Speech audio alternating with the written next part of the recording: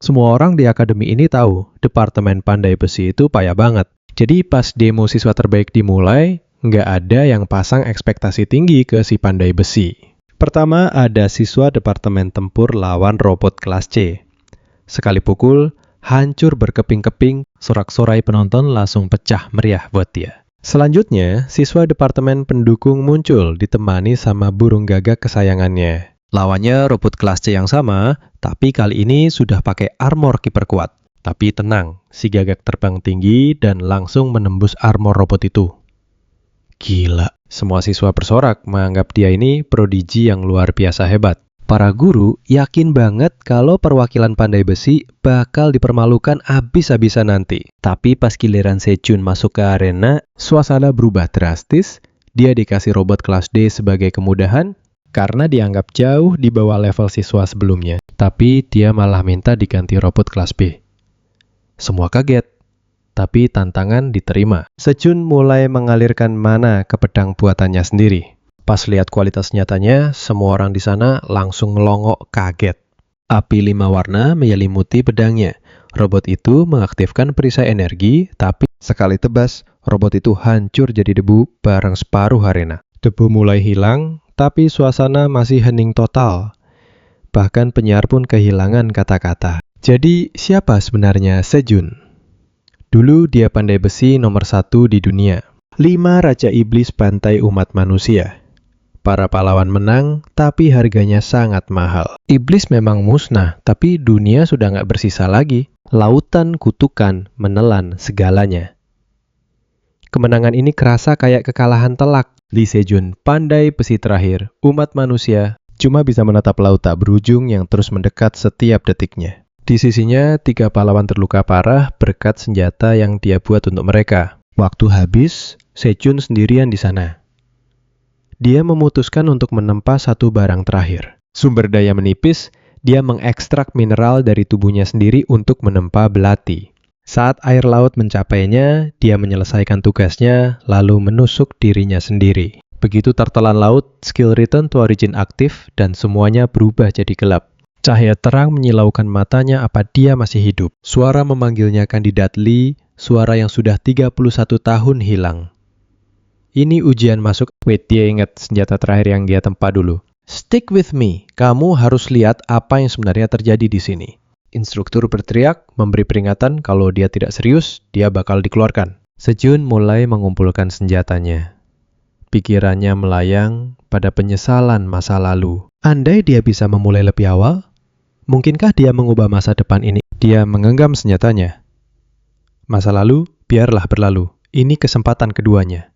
Dia harus melindungi semua orang kali ini. Bridge nomor 2, Tension Builder. Senyum harapan mulai muncul di wajahnya. Ujian bubble, mari kita mulai. Mengabaikan segalanya, dia mulai bekerja dengan pengalaman seumur hidup di tangannya. Tempaannya begitu sempurna sampai pengawas pun tidak bisa mengalihkan pandangan. Gerakannya terlihat lambat, tapi ritmenya sangat presisi. Dentuman martilnya terdengar sangat jernih dan berkelas. Bridge 3 Pivot. Bahkan asisten Hon pun kaget melihat kualitas karyanya yang di luar nalar. Semua yakin dia pasti lulus, tapi tiba-tiba Sejun malah menghancurkan karyanya sendiri. Kita bakal lihat perjuangan gila si MC yang ogah bikin karya asal-asalan. Asisten Hon udah naik pitam. Hon ngamuk bilang itu penghinaan buat seni menempa, tapi Sejun dengan tenang minta izin buat ngulang semuanya dari nol. Hon masih mau protes, tapi supervisor langsung ngebentak. Sejun gak ngelanggar aturan apapun, jadi dia berhak mencoba. Profesor noleh ke arah Sejun ngingetin kalau waktu ujian sisa 40 menit lagi. Waktunya mepet banget bro. Sejun cuma jawab tegas, dia gak mau nyerahin sampah. Profesor jadi makin penasaran sama rasa percaya diri anak ini. Hero kita mulai tempaan baru tapi langsung kena masalah gede di awal. Tubuh mudanya belum punya mana dan kekuatan fisik yang cukup. Ditambah lagi, jam terus berdetak tanpa ampun. Tension Builder. Dia butuh cara curang yang efektif. Tiba-tiba suara aneh muncul di ruangan bikin semua orang langsung noleh. Mereka natap nggak percaya. Sejun lagi masukin mana secara manual ke batu pengapian. Gila, ini bahaya banget. Salah satu kandidat teriak panik bilang kalau batu itu bisa meledak kapan saja kalau kena api. Tapi Sejun masa bodoh. Dia lempar batu itu ke tungku, ruangan mendadak kacau, orang-orang pada lari ketakutan. Hon sampai mohon-mohon ke profesor buat hentikan tindakan gila itu. Tapi sang supervisor malah tenang banget. Dia nyuruh Hon perhatiin aliran apinya jangan jadi cupu yang gampang panik. Tiba-tiba muncul api iblis 5 warna. Itu panas tinggi, hasil resonansi batu pengapian yang dia pasang tadi. Teknik tingkat tinggi yang butuh kontrol mana super presisi, tapi sebenarnya sangat hemat energi. Kandidat lain cuma bisa melongo. Ternyata forge-nya stabil, nggak ada ledakan sama sekali. Gokil abis. Profesor merhatiin perubahan warna pada lingot besi itu dengan seksama. Dia baru sadar, teknik resonansi ini jenius banget buat naikin suhu dan percepat proses tempaan secara drastis. Tapi pas ngelihat jam di dinding, dia masih ragu. Sejun bisa selesain semuanya dalam sisa waktu 30 menit. Pas lagi martil, tubuh Sejun mulai nyerah. Mana habis pelindung gagal, kulitnya kebakar panasnya tungku. Page 3 pivot. Sejun janji dalam hati, kelar ujian dia bakal latihan fisik abis-abisan. Tapi sekarang dia harus bertahan. Dia lawan rasa lelah itu sekuat tenaga manfaatin. Tiap detik yang tersisa, sampai tetes terakhir. Saat instruktur teriak waktu habis, Sejun berhasil nyelesain pekerjaannya tepat pada waktunya. Pedang api 5 warna, jadi sistem langsung kasih notifikasi, dia dapat skill unik artisan. Kualitas pedangnya bikin seisi ruangan syok berat. Sejun dengan santainya minta profesor cek statistik pedang itu. Asisten Hon sampai kagum setengah mati dan langsung ngasih nilai lulus di tempat. Saking excitednya dia sampai lupa nunggu keputusan resmi dari profesor. Selesai ujian, Sejun dipanggil ke kantor Profesor Kim In-chol. Sejun jawab kalau dia puas, tapi profesor bisa lihat masih ada ambisi besar yang nyala di mata anak itu. Tanpa basa-basi lagi, Kim In-chol nyaranin Sejun buat narik lamaran. Soalnya, Departemen Bubble itu ibarat kapal karam yang mau tenggelam. Sejun udah tahu masa depan. Dia tahu Bubble bakal jatuh dan Vulkan bakal jadi penguasa akademi. Pas profesor coba arahin dia buat pindah ke Vulkan, Sejun langsung cegat. Dia tegas nolak, bilang Vulkan gak akan pernah jadi institusi nomor 1. Karena Bubble lah tempat yang bakal dia ubah total pakai kemampuannya sendiri. Profesor ketawa remeh, dia ngingetin, Sejun harus jadi siswa terbaik dulu kalau mau sombong begitu. Sejun tenang banget. Dia yakin level kemampuannya jauh di atas siswa lain. Bahkan sebagai murid baru. Tapi ya jadi siswa terbaik di Bubble itu nggak gampang. Sejun tahu betul sistemnya. Akademi milih siswa terbaik lewat ujian berisiko tinggi antar 2 murid top. Cuman satu yang bakal menang. Akademi Bubble itu labirin raksasa dengan 3 departemen besar. Akarchov buat tempur UR buat pendukung dan Borsipa buat teknologi. Di sana puluhan spesialisasi bercabang kayak akar pohonnya ruwet. Mau jadi yang terbaik susah banget. Harus menonjol di antara semuanya buat buktiin diri. Profesor kagum, tapi dia masih tetap maksa Sejun buat pindah ke Akademi Vulkan. Kita lihat apa pilihan Sejun selanjutnya. Dia menunjuk bahwa pandai besi berbakat harusnya di sana. Sejun paham, tapi dia tetap teguh bahwa Bubble bakal jadi sekolah terbaik begitu dia mendaftar. Profesornya mengira anak ini sombong sekali, tapi jujur dia malah suka sikapnya. Dia menawarkan jabat tangan ingin melihat apa yang sebenarnya mampu dilakukan anak ini. Saat tangan mereka bersentuhan, skill tautan Sejun aktif. Kita bakal lihat dia curi item langka, jadi simak baik-baik ya. Itu logam kualitas tinggi dengan tekstur mirip kayu sempurna untuk menyimpan api di dalamnya. Kembali ke apartemen, Sejun menatap logam yang baru saja dia curi dari profesor tadi. Kualitasnya mantap, tapi ukurannya kurang memuaskan. Ekstraksi tautan ini memang agak ribet. Intinya dia bisa narik mineral dari ketiadaan tergantung seberapa kuat koneksi dia sama targetnya. Saat ini, level tautannya baru cukup untuk sekedar memanfaatkan logam itu. Dan dibanding murid tahun pertama lainnya, statistik sistem dia sekarang cukup menyedihkan. Dia menghela nafas tapi tak menyesal. Statistik buruk demi kembali ke masa lalu, jelas ini kesepakatan yang layak. Dia berjanji tidak boleh serakah. Masih banyak waktu untuk menghancurkan pandemonium nantinya. Organisasi itu tidak cuma menginjak-injak umat manusia. Mereka dalang di balik pemanggilan 6 dewa iblis yang memusnahkan segalanya. Dia tidak bisa pilih-pilih cara lagi. Dia juga tidak boleh salah langkah soal kejadian di masa depan. Bridge 2, Tension Builder. Prioritasnya sekarang adalah senjata atau skill memory. Sekarang, waktunya fokus ke fase 2 rencana kita. Tiba-tiba saja, sebuah notifikasi muncul di depan matanya. Level tautan naik, membuka skill baru. Seminggu kemudian, hari pertama Sejun di Akademi Babel pun dimulai. Tempatnya megah dan luas sekali.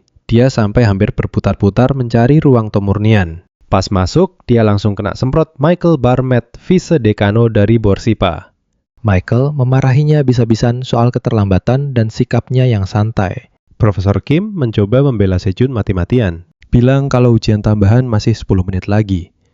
Tapi Michael tetap keras kepala menghina Sejun. Melihat situasi ini, Sejun akhirnya sadar kenapa Profesor Kim ingin dia menjauh dari sini. Departemen ini bukan cuma punya statistik sampah, tapi juga ditekan sama atasan yang bermasalah. Sejun mencoba ramah dan menyapa murid lain, tapi malah dicuekin total. Suasananya canggung banget. Tiba-tiba seorang wanita melangkah maju dan bertanya, apakah semua sudah kumpul? Saat vice dekano memanggilnya dekana, mata Sejun terbelalak. Dia kenal wanita itu. Dia adalah dekana Departemen Borsipa di Babel, Ryu Yunha. Sejun heran kenapa orang sekelas dia ada di sini. Di kehidupan lalu dia pelanggan setia tokonya. Dia itu petarung rank S dengan skill unik yang menyeramkan. Pivot. Dia bisa melahap senjata buat jadi kuat. Kamu bayangin dia pernah menyesal makan senjata kualitas tinggi milik Sejun. Suara Profesor Kim menariknya kembali ke dunia nyata. Ujian tambahan dimulai. Aturannya simple tapi sadis. Mereka punya 90 menit buat menempa senjata yang cocok dengan pedang ujian sebelumnya. Jebakannya mereka wajib pakai pandai besi alkimia. Tumbukan mineral sudah siap di sana. Dengan sang dekana dan vice dekano jadi juri, tekanannya makin gila. Saat tanda dimulai, Sejun memakai celemek fokus total ke pandai besi alkimia. Dia harus menciptakan resonansi sempurna, pakai mana murni, agar energi elemennya tidak meledak. Suara meremehkan, memecah konsentrasinya mengejek. Apakah dia pikir mananya bakal naik cuma dengan menata bahan? Pas Sejun bertanya balik apa itu buat dia, si murid pirang sombong. Hans Barmet cuma tertawa merendahkan. Profesor Kim mencoba menegur Hans tapi percuma. Hans itu anak vice dekano. Dia merasa sudah paling hebat. Dia meremehkan level mana Sejun yang rendah. Bridge nomor 4, Closer. Yakin banget kalau latihan keluarga Barmet kasih dia keunggulan mutlak. Tapi apakah Sejun akan membiarkannya? Kita lihat saja nanti. Oke, kalian harus simak ini. Hans beneran punya level mana setara siswa senior top. Dia ambil Azurite dan Jade. Hana mineral elemen air yang super langka. Pede banget udah menang. Dekan Ryu ngeliatin, tapi Profesor Kim malah cemas. Bilang elemen air itu musuh bebuyutan api. Vice Dekan Michael ngetawain katanya kekhawatiran kuno gitu nggak berlaku buat alkimia modern kita sekarang. Jin nyeletuk, meski alkimia nggak dibatasi ruang, tetap aja ada tantangan besar di sana. Masalahnya waktu pengerjaan itu faktor krusial sangat tergantung siapa yang lagi megang kendali. Michael motong sombong banget, bilang anaknya cuma butuh 30 menit buat sintesis mineral. Profesor Kim kaget lihat kecepatan Hans. Resonansi mananya jauh di atas rata-rata murid baru. Ujian ini ternyata dicurangi, biar Hans menang. Profesor Kim cuma bisa nahan marah dalam hati. Sementara itu, mata Dekan Ryu terbelalak lebar pas nengok ke arah Sejun di sana. Dia malah ambil Hydrate Stone sama Crimson Fire, milih bahan yang kebalikannya Hans banget. Michael ngetawain bilang bocah itu terlalu sombong sampai milih bahan yang bunuh diri sendiri. Bahkan Hans pun nggak tahan buat ngelirik merasa ada yang aneh dengan pilihan Sejun. Hans mikir Sejun cuma mau cari masalah. Dari sudut pandang Hans ini pilihan bodoh. Dengan kapasitas mana yang cupu, mana mungkin Sejun bisa kendaliin batu Crimson Fire itu. Sekarang perhatikan bagian ini, karena Hans mulai santai. tapi tiba-tiba dia ngerasa janggal. Sejun aktifin skill barunya Bone Mark buat mulai aksi yang bakal bikin semua orang kaget. Dia pakai Flame Bearing Iron di tangan kanan. Seketika apinya berkobar hebat, tapi terkendali banget. Hans ngeremehin itu cuma trik murahan, tapi Sejun cuek fokus total ke pekerjaannya sendiri. Vijadekan senyum sinis, ngerasa dia tahu rencana Sejun buat bikin resonansi elemen yang sama. Bagi dia, itu kesalahan fatal pemula yang pasti bakal berakhir dengan bencana besar nanti. Pikirnya itu cara paling gampang buat bikin mana jadi meledak tanpa terkendali sama sekali. Pakai mana murni buat resonansi elemen biasanya cuma bikin energi jadi kacau dan bahaya. Dia nunggu ledakan, tapi malah power api Sejun. Makin ngeri sampai bikin mata silau. Cuma dalam sekejap mata, dengan teknik yang benar-benar sempurna dan gerakan yang halus. Sejun nyelesain sintesisnya bikin sarung pedang penyimpan api yang desainnya sangat canggih. Ruangan mendadak sunyi total pas deskripsi item itu muncul. Ini barang grade langka, bukan cuma nyimpen mana api dalam jumlah masif, tapi bisa ngeluarin skill Burning Flare. Hans yang masih ribet sama temburannya mulai keringetan deras, panik setengah mati di sana. Dia nggak habis pikir gimana Sejun bisa selesai in-synthesis serum mid itu tanpa cacat sedikit pun. Karena emosi dan arogan, Hans salah hitung waktu pas masukin energi elemen ke batunya. Ayahnya teriak peringatan, tapi sudah terlambat. Semuanya terjadi terlalu cepat bagi Hans. Detik berikutnya, ledakan dahsyat guncang laboratorium. Ruangan itu sekarang penuh asap dan ketegangan. Dasar si ular. Vijadekan langsung gerak cepet buat nyelamatin reputasi anaknya di depan umum. Dia bilang duel ini seri pakai alasan Hans cedera buat tunda keputusan final nanti. Profesor Kim jelas nggak terima alasan konyol itu, dia tahu siapa yang sebenarnya salah. Dia nuduh Hans ceroboh, tapi Michael balik nyerang nuduh Kim lebih milih nilai daripada murid. Permainan kotor Michael belum selesai, dia mulai nyudutin Sejun dengan tuduhan yang absurd. Dia bilang, resonansi total dan produksi mana tingkat tinggi dalam 5 menit itu mustahil. Bisa kalian bayangin, dia nuduh Sejun curang. Karena nggak mungkin ada murid sehebat itu. Sejun cuma ngeliatin dia, tahu teknik aslinya itu rahasia yang harusnya baru ada nanti. Dia pakai metode masa depan buat forging cara paling efisien, saat cara biasa gagal. Baginya, kimia bukan soal paksa mineral, tapi ngebantu inti mineral itu buat berkembang alami. Jadi, kalian dan aku udah lihat sendiri, Sejun pakai trik masa depan yang gila, tapi dia nggak bakal kasih tahu Michael. Dia pura-pura bego sambil natap balik dengan polos. Michael langsung nuduh Sejun curang. Mana mungkin pemula bikin karya sehebat itu? Pasti pakai trik kotor. Emosi berat, tapi Dekan Ryu langsung ambil alih situasi. Di luar dugaan, Dekan Ryu malah setuju kalau bakat Sejun itu di luar nalar. Kita bakal lihat sesuatu yang gila di sini. Coba tebak, apa yang terjadi selanjutnya?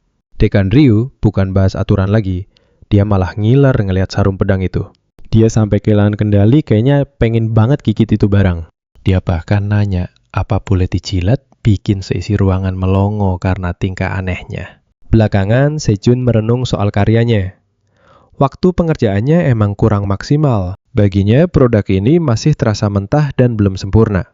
Tapi itu udah cukup bikin wakil dekan sakit hati. Sambil jalan, nama Barm terus terngiang di kepalanya. Dia kayak pernah dengar nama itu sampai akhirnya dia ingat sesuatu. Dia ingat cerita dari si anjing tempur Louis Balan yang meledak itu. Louis pernah beli senjata di Babel yang malah meledak dan bikin dia cacat permanen. Sejun sadar kalau Hans adalah pandai besi. Bodoh di balik luka tragis Louis. Awalnya dia mau bantu rehabilitasi mereka, tapi dia mutusin buat fokus dulu. Luka itu emang yang bikin Louis jadi anjing liar yang makin tersesat. Tension builder. Sekarang perhatikan bagian ini. Perdebatan di ruang rapat makin panas. Dekan Ryu mau Sejun jadi siswa terbaik, tapi para profesor masih ragu.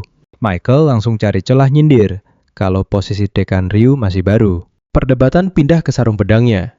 Dewan minta dicek ulang, Prof. Kim pun maju. Dia bilang meski belum polesan sempurna, pemakaian mananya bener-bener jenius. Ada dosen yang kagum sama statsnya, tapi tetap nggak percaya itu buatan pemula. Bridge 3, Pivot. Oke, aku tahu apa yang kalian pikirkan. Dan ya, Dekan Ryu punya kartu as. Senjata itu baru 60% dari rencana Sejun, dan itu justru nunjukin potensi aslinya. Dia nawarin kursi barisan depan buat lihat langsung aksi Sejun sebagai bukti. Dia bahkan taruh karirnya dipertaruhkan. Kalau mereka nggak puas, dia bakal mundur. Besoknya, di acara pembukaan, Kaisar Ludwig Schubert mulai pidato panjang soal bubble. 5 tahun lalu, Menara Pahlawan turun ke bumi buat percepat evolusi manusia. Tapi dunia malah respons dengan ngelepas rawa pandemonium yang ngerusak skalanya.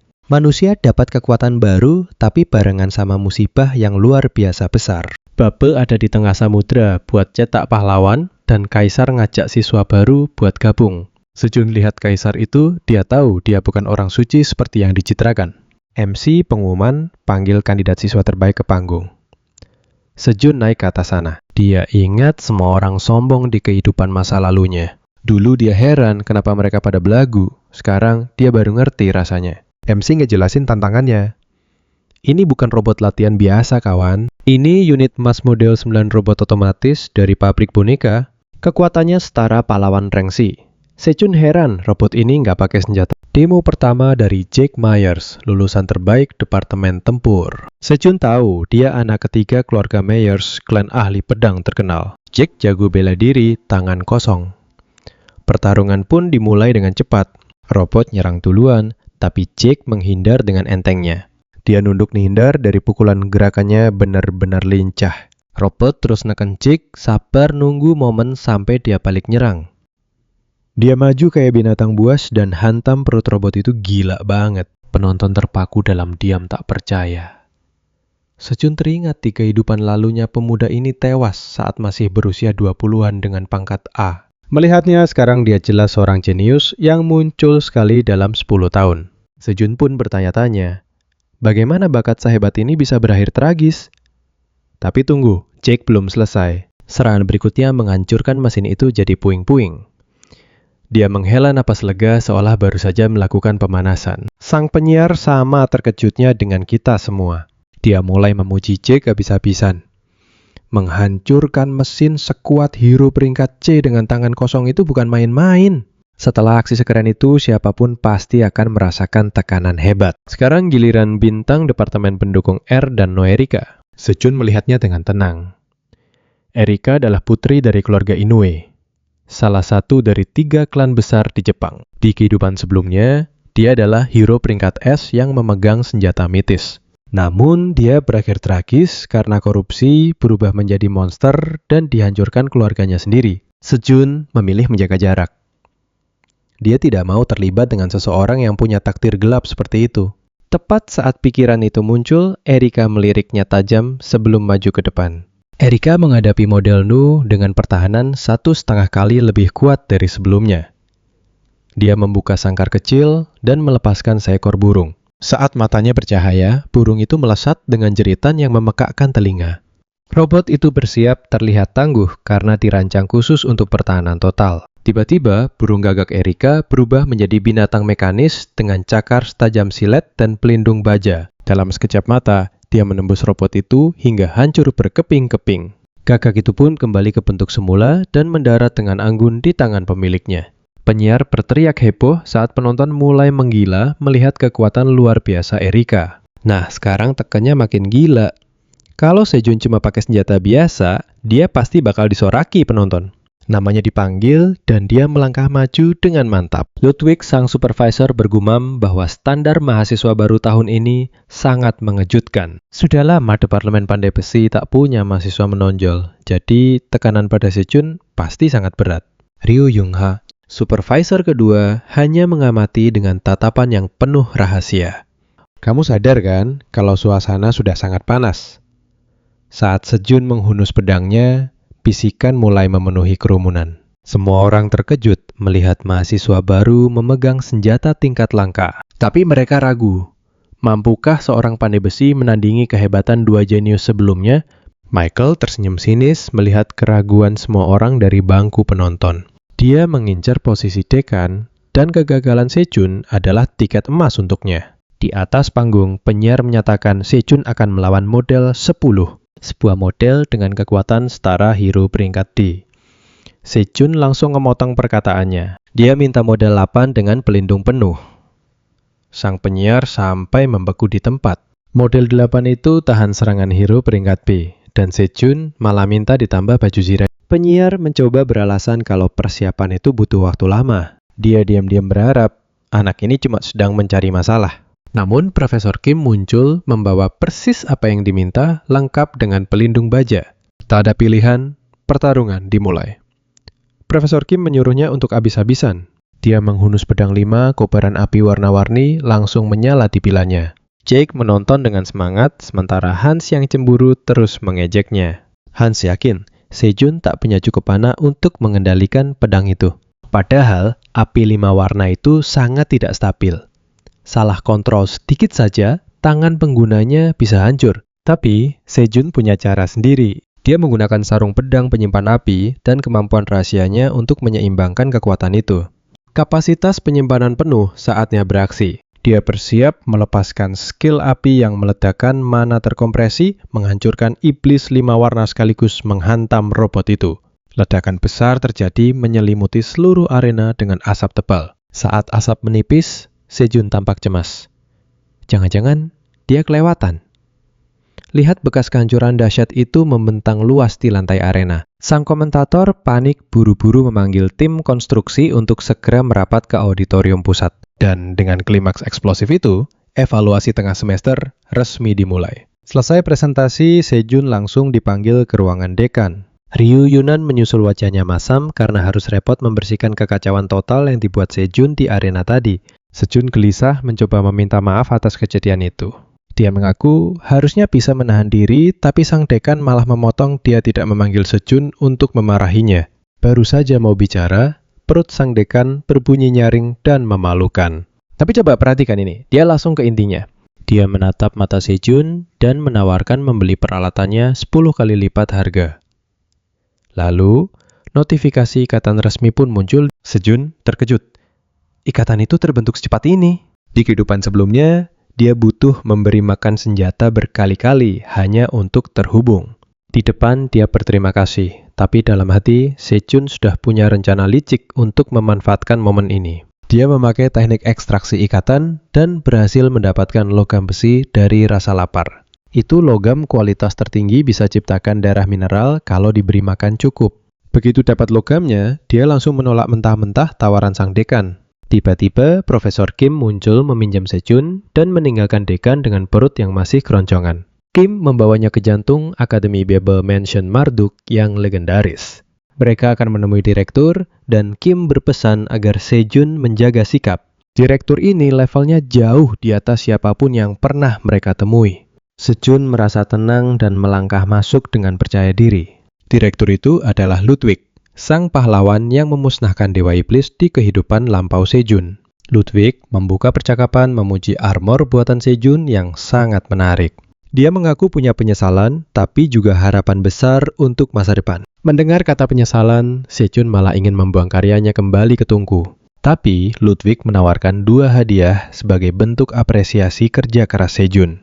Dengan lambaian tangan, 2 benda jatuh ke tangan Sejun. Salah satunya tinta batu berat penyerap mana. Benda satunya lagi adalah gading mimpi yang bisa terhubung langsung ke alam mimpi. Sejun benar-benar terpana melihat benda legendaris itu. Memang sulit dikendalikan, tapi Sejun sudah tahu persis cara memanfaatkannya. Saat ditanya soal hadiahnya, Sejun menjawab dengan mantap kalau itu sempurna. Begitu dia keluar, suara misterius bertanya pada Ludwig, apa dia gila memberi 2 hadiah sekaligus? Ludwig menjawab santai karena Sejun memang punya kemampuan menangani semuanya. Suara itu menduga Ludwig melihat dirinya pada sosok Sejun, dan dia setuju. Mereka sadar kedalaman potensi Sejun benar-benar tak terukur. Kembali ke kelas. Hans sedang pamer koneksinya dengan Howard, murid terbaik tahun ketiga. Teman-temannya kagum, tapi suasana berubah drastis dalam sekejap. Sejun masuk dan melemparkan tatapan tajam, membuat Hans langsung kaku ketakutan. Hans mengumpat dalam hati sementara Profesor Kim memulai kelas perdana. Dia membawa alloy proyeksi material super sensitif terhadap aliran mana. Kim mendemonstrasikannya dengan menyalurkan mana ke dalam bongkahan logam itu. Luar biasa, senjata yang dia bayangkan tercipta dengan sangat mudah. Kita bakal lihat aksi pro yang gila, lihat cara guru ini kerja. Levelnya emang beda banget. Sampai Sejun bisa ngerasain aura pembuat senjata top dunia saat mereka bikin batu ikatan. Senjata yang dibuat dari batangan ini tuh unik, soalnya nggak bisa dipakai buat perang. Karena alloy-nya peka banget sama mana senjata ini bakal nyimpen alam bawah sadar si pembuatnya. Jadi pedang yang mereka hasilkan itu cerminan diri sendiri, makanya disebut alter ego. Pak Guru Kim bilang, daripada perkenalan diri biasa yang ngebosenin, Departemen Pemurnian bakal pakai alter ego ini buat ujian. Bakal dipajang di gedung belakang selama seminggu. Semoga sukses. Sejun merhatiin harganya gila sih. Satu batang alloy ini aja harganya lebih dari 10 juta wis. Ini bukti kalau Bubble emang niat banget presentasi tugas aja dibuat semegah ini buat para murid. Hans nyoba duluan tapi gagal total, malah pedangnya nggak bisa dikontrol. Sejun cuma ngeliatin sambil heran. Kok di sini nggak ada yang punya bakat asli? Giliran nama Sejun dipanggil. Dia ngeliat batang alloynya dan mutusin buat nggak main-main lagi. Dia kan murid terbaik di departemen ini. Ya udah, kasih unjuk semuanya aja lah. Dia alirin mananya, tapi sedetik kemudian dia sadar, kayaknya ini bakal kelebihan nih. Bridge 2, Tension Builder. Dan tiba-tiba, boom, jendela pecah berantakan. Kerumunan orang langsung tumpah ruah pengen lihat hasil karya murid paling jago di Departemen Pemurnian ini. Semua orang kaget, soalnya yang muncul bukan cuma satu pedang. Batang alloy milik Sejun ternyata nggak sengaja nyerap 19 alloy proyeksi di sekitarnya. Hasilnya jadi pajangan senjata yang super rumit sampai pihak departemen mutusin buat nunjukin prosesnya ke semua orang. Mereka bilang pameran ini nunjukin kalau bakat Sejun itu bener-bener nggak ada batasnya. Murid-murid lain jadi gugup mikirnya. Sejun harus punya kepercayaan diri setinggi langit buat bikin ginian. Ada yang bisik-bisik katanya sekolah cuman mau promosiin dia jadi jenius. Karena udah lama departemen ini nggak punya murid berprestasi. Tapi, dua murid kehormatan lainnya ngeliat dari sudut pandang beda.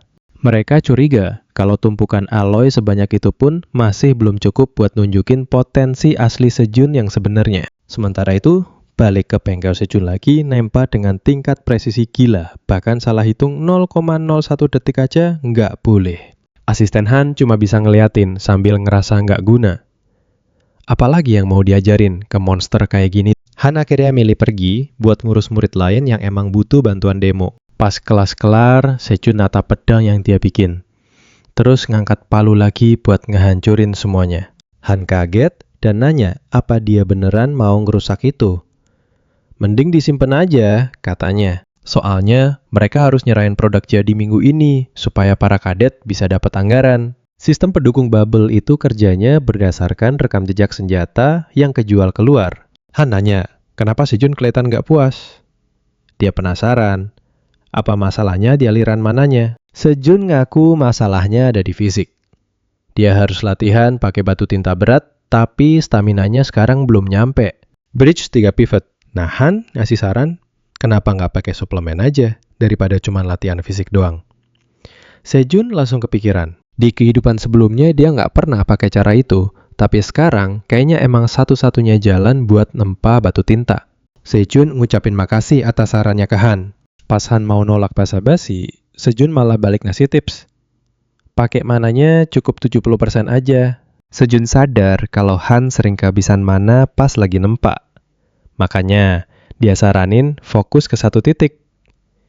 Sejun pergi ninggalin Han yang bengong, diajarin teknik mana sama anak baru. Bubble emang tempat unik yang bikin muridnya harus belajar mandiri. Murid bebas ambil kelas di departemen mana aja, asal syarat utama jurusan mereka udah beres. Tapi ya itu, kalau nilai anjlok 3 kali berturut-turut, siap-siap aja di depak keluar. Manfaatin kebebasan itu, Sejun naik kereta ke stasiun Ur, mau ke departemen sihir. Pas turun, dia malah papasan sama Erika dan para pengawalnya. Salah satu pengawal ngebentak dia suruh minggir. Sejun gak gentar malah dia natap balik dan nyuruh pengawalnya itu yang minggir. Pas Erika nanya dia mau kemana, dia jawab, mau lihat-lihat departemen sihir, mungkin mau ambil spesialisasi kedua. Meski pengawalnya kesel, Erika malah nawarin diri buat nganterin dia padahal dia sendiri lagi ada rapat penting. Bridge 04 closer. Walau pengawalnya protes, tipis Erika tetap jalan bareng hero kita ini sambil nanya kenapa dia tertarik ambil spesialisasi lagi. Dan ya, kebersamaan mereka ini benar-benar menarik buat kita tunggu. Dia pengen belajar sihir pendukung biar jagoan fisiknya makin ngeri, tapi tetap bisa jadi tukang besi. Erika ngusulin sihir penghalang. Tapi Sejun ngerasa itu cuma buat pertahanan doang. Erik nunjukin kalau aplikasi sihir itu beda-beda. Dia bikin pelindung di atas amplop dan nantang Sejun buat ngerobeknya. Sejun coba ngerobek kertas itu, tapi hasilnya zong. Amplopnya beneran gak bisa diapa-apain. Awalnya dia mikir kertasnya cuma jadi keras, tapi dia sadar ada yang beda banget. Kertas itu tetap fleksibel, tapi pas kena tekanan kuat, baru deh dia jadi sekeras baja. Ini teknik yang dicari-cari. Buat pandai besi, butuh kontrol yang detail banget, tapi rumusnya katanya susah banget. Tapi pas Sejun ngelihat amplop itu lebih teliti. Kok rumus sihirnya kerasa nggak asing ya? Stick with me, kamu bakal kaget lihat sejenius apa Sejun di momen ini. Erika cuma diam ngeliatin Sejun dengan tatapan yang penuh rasa penasaran. Tiba-tiba dia ngerobek amplop itu jadi 2. Dia nggak cuma ngerti, tapi langsung ngebongkar rumus rahasia keluarga Erika. Sejun bilang makasih dan santai banget ngajak Erika makan bareng suatu saat nanti. Bahkan dia ngajak antek-antek Erika yang dari tadi ngintilin mereka terus. Para pengawal panik mau nyerbu, tapi Erika malah natap Sejun yang pergi dengan tatapan penuh misteri. Terus nggak lama setelah itu, pas Erika bawa dia ke departemen sihir, gosip soal mereka udah nyebar kemana-mana. Banyak yang bisik-bisik kalau mereka lagi PDKT, apalagi ada rumor mereka sering jalan bareng. Erika sih ngerasa biasa aja, tapi Sejun tetap harus ikut tes buat bisa masuk. Erika nuntun dia ke ujian, tapi situasinya kacau banget. Sejun malah bingung, ini ujian atau nyari harta karun? Nggak sengaja, dia nerobos sistem keamanan dan lolos ujian masuk tanpa sadar sama sekali. Sejun melongo pas instrukturnya bilang dia udah lulus fase pertama dengan gampang. Ternyata sebelumnya Profesor Robert Perry udah denger gosip kalau Erika mulai naksir sama Sejun. Antek-antek Erika bahkan udah ngasih lihat foto Sejun sebagai bukti nyata. Pas ngecek data, Profesor sadar kenapa jumlah pendaftar kelasnya meledak sampai 3 kali lipat. Makin parah, kakak Erika dari keluarga Inway juga ikutan daftar di kelas dasar itu, Stanchion Builder. Sekarang perhatian Profesor tertuju pada satu hal, gimana cara Sejun ngelewatin labirin jiwa itu. Itu sihir penghalang yang bisa bikin pikiran kacau dan orang kehilangan arah. Buat pemula kayak dia, mustahil bisa ngerasain itu, apalagi sampai bisa nembus. Profesor akhirnya ngumumin kalau ujian kedua bakal segera dimulai. Tugasnya simple, hancurin penghalang buat ambil mana murni, makin cepat nilainya, makin bagus. Penghalangnya bentuknya kayak jaring laba-laba yang bisa ngerasain aliran mana di sekitarnya. Selama laba-labanya hidup, jaringnya bakal muncul terus. Banyak murid yang kehabisan tenaga pas nyoba. Akhirnya ada yang berhasil dalam 2 menit lebih, tapi Profesor kelihatan kurang puas. Setelah beberapa murid gagal tampil keren, sekarang giliran Erika yang maju ke depan. Dia hancurin penghalangnya cuma dalam hitungan detik, semua orang langsung melongo kagum. Emang dia murid terbaik, tapi Profesor tetap kasih saran buat jadi 2 detik lebih cepat lagi. Akhirnya giliran Sejun yang maju buat ikutan ujian. Profesor ngeliat Sejun biasa aja. Bukannya buru-buru, dia malah diem, bengong, natap penghalangnya. Murid lain mulai pisik-pisik netawain metode dia yang aneh banget itu. Kamu pasti mikir dia cuma diem kan? Salah besar. Sejun lagi mikirin sesuatu yang luar biasa. Ternyata pola sihir itu sama persis sama struktur batu tinta berat yang dia pelajari. Dia sadar buat ngancurin itu dia harus masukin tekanan secara bersamaan dengan proporsi yang pas. Waktu makin lama Profesor mulai nggak sabar. Tapi Erika malah ngebela biar Sejun lanjut. Sejun benar-benar fokus, otaknya lagi muter kencang buat nyari celah sihirnya. Bridge number 4, closer. Pas dia paham polanya, jaring itu langsung hancur dalam sekejap. Gila banget kan? Asisten tidak terkesan karena Sejun butuh 7 menit. Tapi Profesor tahu yang sebenarnya. Waktu observasi itu tidak penting. Saat melihat penghalang ini lagi, dia pasti langsung menghancurkannya. Sejun bukan cuma membongkar sihirnya dia, bahkan menciptakan rumus untuk menetralkannya. Wah, coba bayangkan kalau dia gabungkan sihir dengan ilmu pandai besinya. Pasti gila. Sejun minta izin pakai teknik pandai besi tingkat menengah untuk material kelas pahlawan. Staf administrasi langsung kirim email ke para profesor untuk mengawasi sesi prakteknya. Mereka heran biasanya sepi peminat. tapi sekarang malah berebut ingin mengawasi Sejun. Sebaliknya, tidak ada satupun orang yang mendaftar untuk sesi milik Juns. Sepertinya posisi juara 2 benar-benar membuat hidupnya jadi jauh lebih sulit. Saat memeriksa daftar pengawas mata, Sejun membelalak karena Kanaryu sendiri yang datang. Itulah kenapa si rambut merah ada di sana sekarang, memantau kemampuannya dengan ketat. Sejun bercanda, sekarang dia harus bekerja ekstra keras untuk proyek senjata ini. Dia mulai dengan metode paling kompleks, yaitu proses tirai gelap yang sangat rumit. Bridge number 2, Tension Builder. Sekarang perhatikan baik-baik. Ini bagian yang paling seru saat dia memurnikan materialnya. Metode ini memang bakal mengurangi ukuran batu itu secara drastis. Tapi tingkat kemurniannya meningkat pesat, hampir seperti membangun ulang materialnya. Dia pakai rasio 140 agar performanya tetap terjaga. Lalu lanjut langkah kedua. Dia alirkan mana lewat api merah untuk menyaring api khusus bernama api liar. Api ini punya suhu yang stabil sejak terbentuk. Dengan itu, dia mulai menempa. Dia memukul batu itu dengan palu yang dibalut api liar yang mengalir deras. Kuncinya, jangan berhenti sampai distorsi logamnya selaras sempurna dengan sifat apinya. Direktur sampai heran, apa dia kebal panas? Kok rasa sakitnya diabaikan begitu saja? Dia penasaran, seberapa banyak yang dikorbankan Sejun. 4 jam berlalu dalam irama tempaan. Sang direktur sempat mengantuk, tapi batu itu tiba-tiba menyerap api dan mulai berubah. Distorsinya akhirnya stabil. Langkah ketiga, selesai dengan hasil yang sangat memuaskan. Sejun lanjut mencairkan batu tinta itu, lalu menuangkannya ke dalam cetakan khusus. Bagian ini tidak butuh tempaan, karena sifat materialnya berubah alami di kegelapan. Come pivot. Kamu lihat itu. Bahkan sang direktur pun terpana melihat teknik yang dipakai Sejun. Dia lanjut langkah keempat, mensinkronkan perubahan batu dengan rumus pembongkar penghalang. Seketika sirkuit mana terbentuk, ledakan mengguncang ruangan saat gelang laba-laba muncul. Meski belum maksimal potensi yang dia buka benar-benar ada di level atas. Bersamaan dengan keahliannya, dia berhasil menaikkan level skill baru secara otomatis. Benang roh hitam. Dia langsung memeriksa spesifikasi gelang hasil buatannya tadi.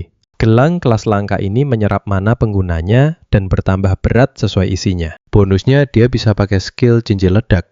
Tapi perut Kana malah bunyi bikin malu. Dia mendekat untuk melihat lebih detail fenomena resonansi yang sangat menarik itu. Sejun mengaku belum terlalu kuat, tapi nantinya bisa jadi set efek yang mematikan. Dia minta maaf karena belum punya senjata lengkap untuk dimakan oleh Kana. Sebagai gantinya dia kasih sisa bahannya. Kana bilang rasanya seperti ampas gorengan. Sejun jadi bertanya-tanya apa dia punya kebiasaan membuat barang yang pas buat Kana. Bukan masalah sih, soalnya ini sukses bikin hubungan mereka jadi makin akrab. Chana bilang sayang sekali makan sisa saat yang asli ada di depan mata. Sejun masih belum siap menjualnya karena dia butuh itu untuk kelas subjugasi. Selain itu, dia tahu trik terbaik adalah membuat Kana tetap merasa lapar. Bridge number 4, Closer. Dia janji akan buatkan yang spesial nanti. Wah, kamu lihat sendiri kan betapa tidak sabarnya Kana. Setelah kerjaan kelar, cewek itu bilang, Sejun boleh pulang, biar staff yang beresin sisanya. Tapi Sejun udah gak kuat lagi dan ambruk. Dia bilang cuma kecapean gara-gara di pandai besi. Dia nawarin diri buat nganter Sejun balik ke asrama. Terus nanya, apa Sejun takut ketinggian? Pas Sejun bilang enggak, dia langsung gendong Sejun dan lompat tinggi banget ke udara. Sumpah sisa makanan yang dia makan tadi bikin kekuatannya naik drastis. Lihat deh. Sejun bengong mikirin nasibnya yang jauh beda sama masa lalu. Sementara Erika lagi nungguin dia. Komunitas Akademi Bubble lagi gempar banget nih gara-gara kelakuan Erika. Ada yang posting foto Erika lagi nungguin Sejun di depan departemen refinasi sampai 3 jam. Kolom komentarnya. Wah, kacau balau. Semua orang pada heboh bahas mereka. Banyak yang ngira Erika nungguin Sejun. Tapi Sejun masa bodoh. Dia punya masalah lain. Profesor Ricardo Miles tiba-tiba muncul dan bikin pengumuman yang bikin kelas heboh. Dia nyuruh sisi kelas langsung lari ke pusat pelatihan detik itu juga. Gak tanggung-tanggung. Yang paling telat bakal dihukum lari 20 putaran. Semua murid langsung ngacir. Bikin Sejun bingung katanya. Ini kelas teori, sialnya gara-gara staminanya masih rendah, Sejun jadi yang paling terakhir sampai. Tension builder. Profesor ngeliatin dia bingung, gimana bisa orang selemah ini jago pandai besi. Jangan berkedip, seru nih. Profesor akhirnya ngaku kalau kelas alat pemahaman ini tadinya emang cuma kelas teori. Tapi kurikulumnya diubah gara-gara munculnya pemburu pedang api yang makin ngeri. Mereka ini incer pandai besi hebat yang bisa bikin senjata api kelas pahlawan ke atas. Jadi buat murid-murid sekarang, fisik yang kuat itu udah jadi syarat bertahan hidup. Sejun ingat, kasus ini di masa lalu misteri besar yang nggak pernah terpecahkan. Profesor lanjut ngejelasin kalau kelas ini bakal difokusin buat latihan fisik, biar bisa membela diri. Tujuannya, biar murid bisa paham senjata sambil latihan survive pas disergap musuh. Sejun sadar, dia harus lebih hati-hati dan mutusin buat naikin staminanya duluan. Dia pakai gelang baru buat nyimpen mana supaya staminanya bisa nambah pelan-pelan. Hasilnya lumayan, statistik rata-ratanya naik 5 poin berkat latihan keras ini. Harapannya badannya bakal siap tempur total pas tahun pertama selesai nanti. Profesor akhirnya manggil Sejun, nyuruh dia berhenti lari gara-gara hukuman tadi. Sejun dikasih pedang buat nunjukin teknik dasar di depan sang instruktur, pivot. Kamu pasti mikir, gerakannya bakal gampang. Tapi beban gelang mananya bikin berat banget. Meskipun teknik aslinya kelas dewa dari masa lalu, dia harus nahan diri biar nggak kebongkar. Murid lain yang ngeliat cuma bisa ngetawain karena gerakannya kelihatan lambat banget. Profesor juga awalnya mikir teknik Sejun itu asal-asalan dan kurang tenaga. Dia udah siap-siap mau ceramah, tapi tiba-tiba Sejun ngelakuin gerakan di luar nalar. Sejun langsung nempeleng pedangnya tepat ke leher sang instruktur dengan kecepatan kilat. Profesor kaget setengah mati dan nanya siapa yang ngajarin teknik tingkat tinggi itu. Sejun panik soalnya guru di masa lalunya dulu bilang dia nemuin teknik itu cuma 10 menit. Faktanya itu teknik dari pelanggan miskin yang bayar utang pandai besi pakai jurus. Jadi ya Sejun asal jawab kalau dia belajar sendiri lewat video di internet. Profesor makin kagum sama bakat alami Sejun dan nawarin dia buat belajar serius. Dia bahkan mau kasih surat rekomendasi buat kelas elit kontrol tubuh di Akarchov. Sore harinya, Sejun langsung nyampe di Akarkuf buat mulai latihan barunya. Di sana dia ketemu orang dari masa lalunya yang lagi dikejar-kejar murid sok rajin. Bridge number 4, closer. Ternyata itu Magangso pahlawan kelas S pensiunan yang dulu kita kenal sebagai si pemecah pedang. Gila sih, pertemuan ini bakal ngerubah masa depan Sejun jadi makin seru ke depannya.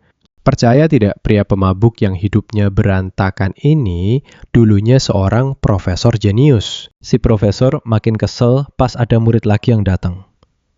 Sejun langsung kenalin diri dan bawa rekomendasi Profesor Ricardo. Lalu muncul Jack, dia nyeletuk bilang kalau Sejun ini lulusan terbaik jurusan pemurnian tahun ini. Tapi profesor malah ngeremehin Sejun, yang kelihatan biasa saja. Biar si pirang ini pergi, dia kasih tantangan konyol. Jake harus ngalahin Sejun kalau mau diterima jadi murid. Aturannya simpel, siapa yang kena pukul duluan, dia kalah. Pertarungan mulai dan Jake langsung ngegas. Profesor merhatiin banget, dia sadar Sejun, ini santai banget gerakannya. Dia paham, Sejun lagi maksimalin kelenturan tubuhnya, buang semua ketegangan otot. Ini berarti dia mau main jarak dekat, bukan cuma adu jotos. Profesor awalnya ngerasa ini bakal ngebosenin.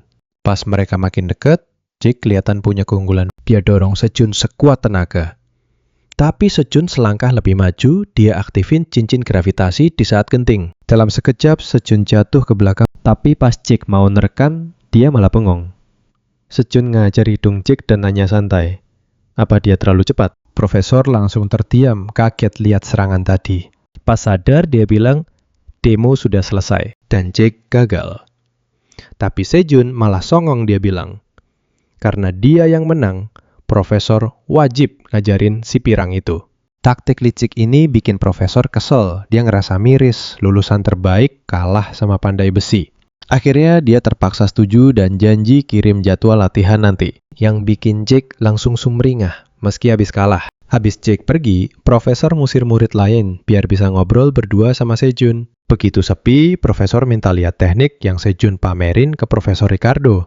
Sejun langsung nyerang, tapi dalam sekejap mata senjatanya dilucuti. Profesor bilang itu teknik pukulan mematikan. Potensinya emang gila, tapi eksekusi Sejun payah banget. Nggak guna buat lawan pendekar beneran. Dia bahkan bilang pengen mukul pencipta tekniknya, padahal dia sendiri yang bakal nyiptain itu di masa depan. Akhirnya, dia mau bantu Sejun bangun fondasi fisik yang benar. Sejun resmi diterima di kelasnya dan disuruh pergi. Sambil ngeliatin Sejun pergi, profesor mikir, anak ini kepedean banget. Di luar, Jack ngejer dan kasih undangan dari Erika.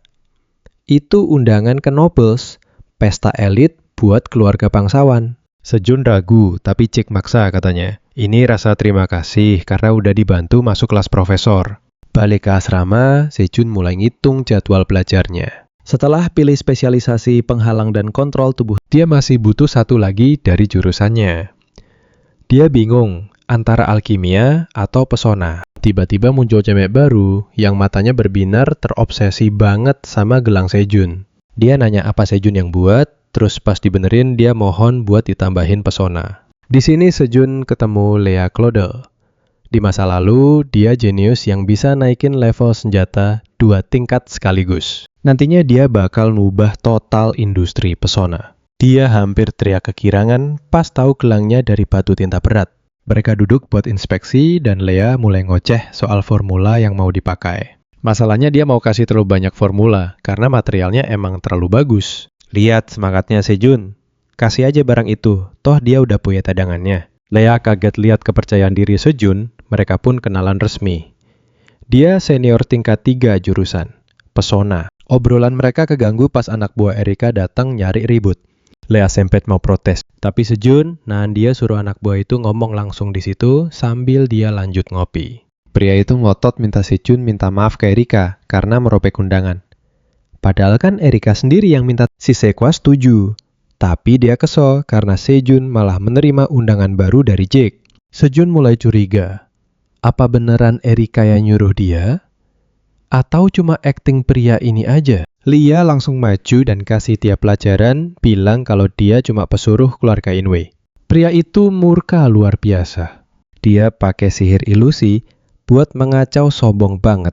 Bilang di Babe banyak yang lebih hebat dari mereka. Sejun nyindir kalau dia cuma ngebanggain diri sendiri. Terus gerombolan monster ilusi pun menyerang. Tapi Sejun tenang aja.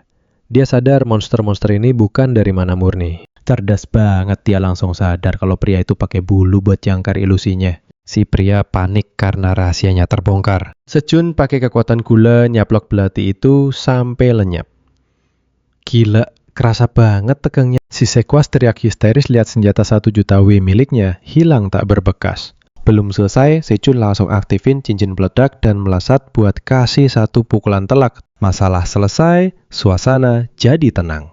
Sejun malah santai nanya ke Lia, kelas sihir apa yang bagus buat diambil? Lia semangat banget nyaranin kelas sihir kuno yang dia sendiri lagi ikuti. Si Sekwas lari dan nabrak Erika.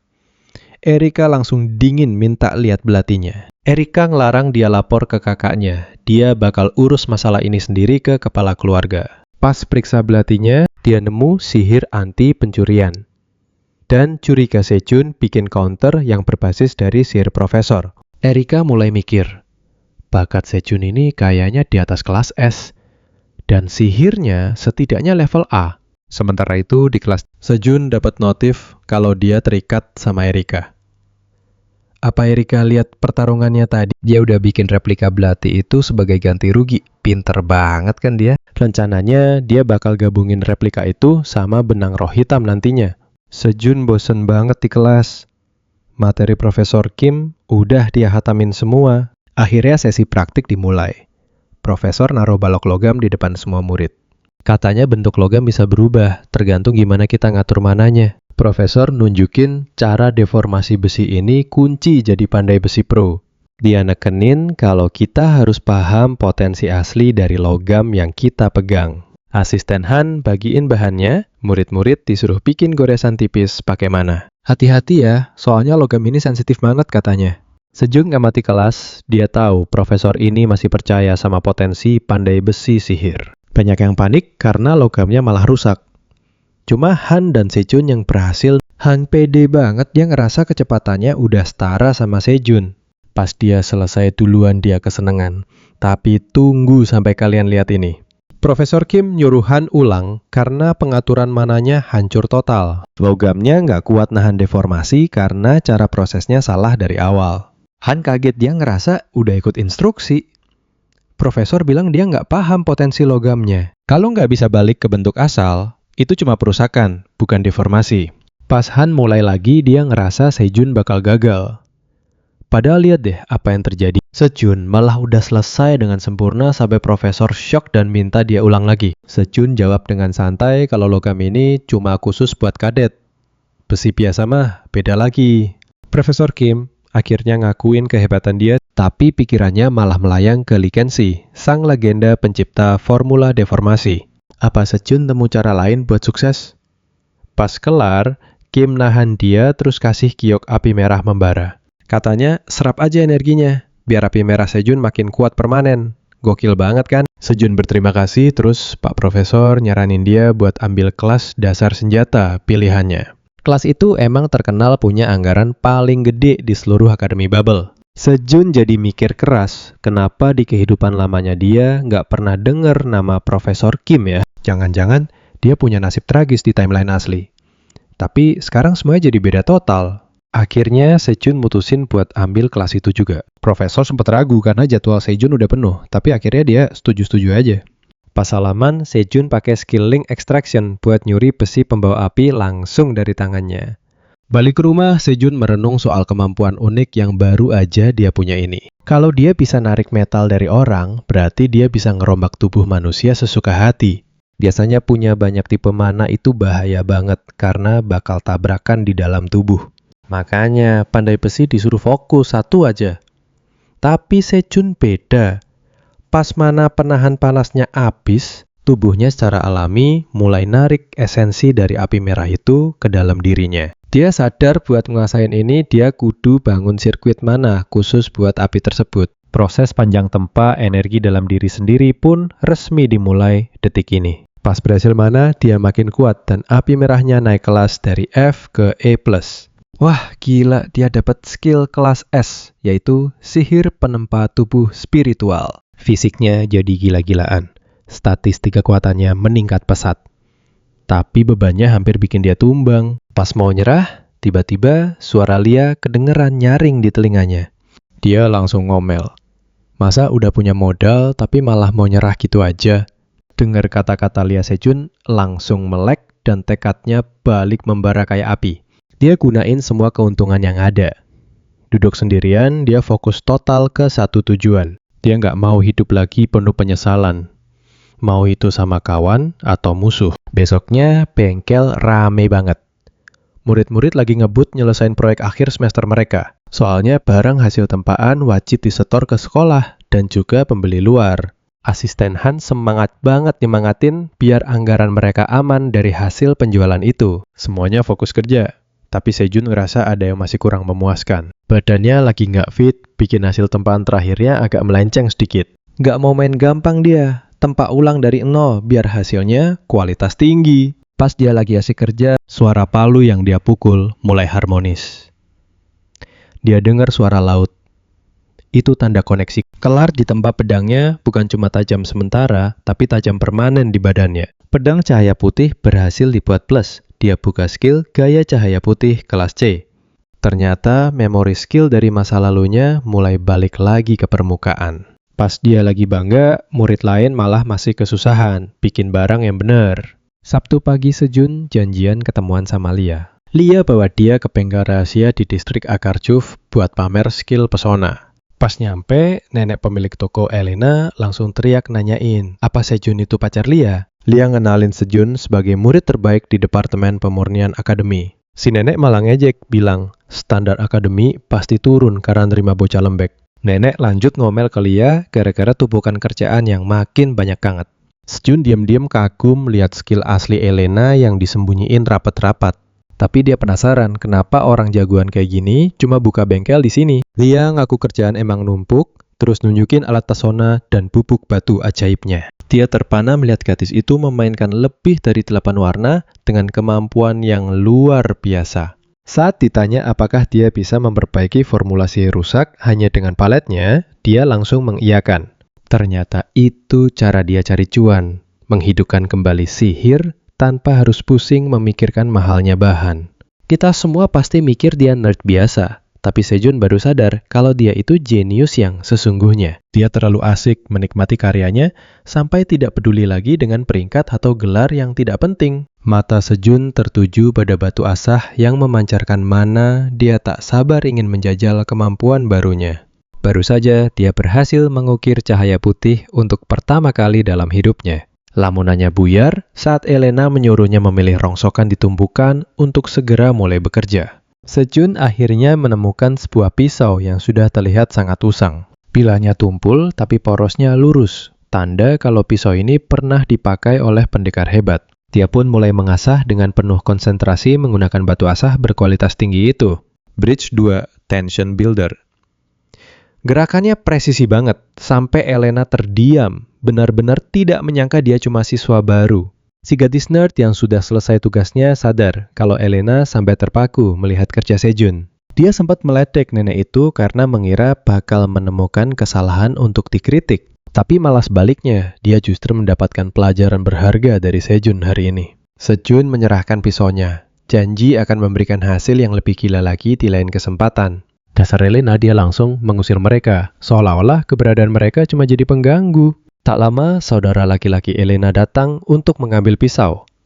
Sibuk sekali dengan pesanan restorannya. Elena malah ngomel, bilang adiknya itu harusnya jadi guru departemen tempur, bukan malah jadi koki. Tapi saat pria itu melihat pisaunya, dia langsung mematung, bertanya siapa yang sebenarnya mengasah ini. Elena sukses bikin dia kaget dengan bilang kalau ini cuma kerjaan seorang siswa baru. Setelah melihat ketajaman pisau yang tidak masuk akal itu, sang pria pun terheran-heran.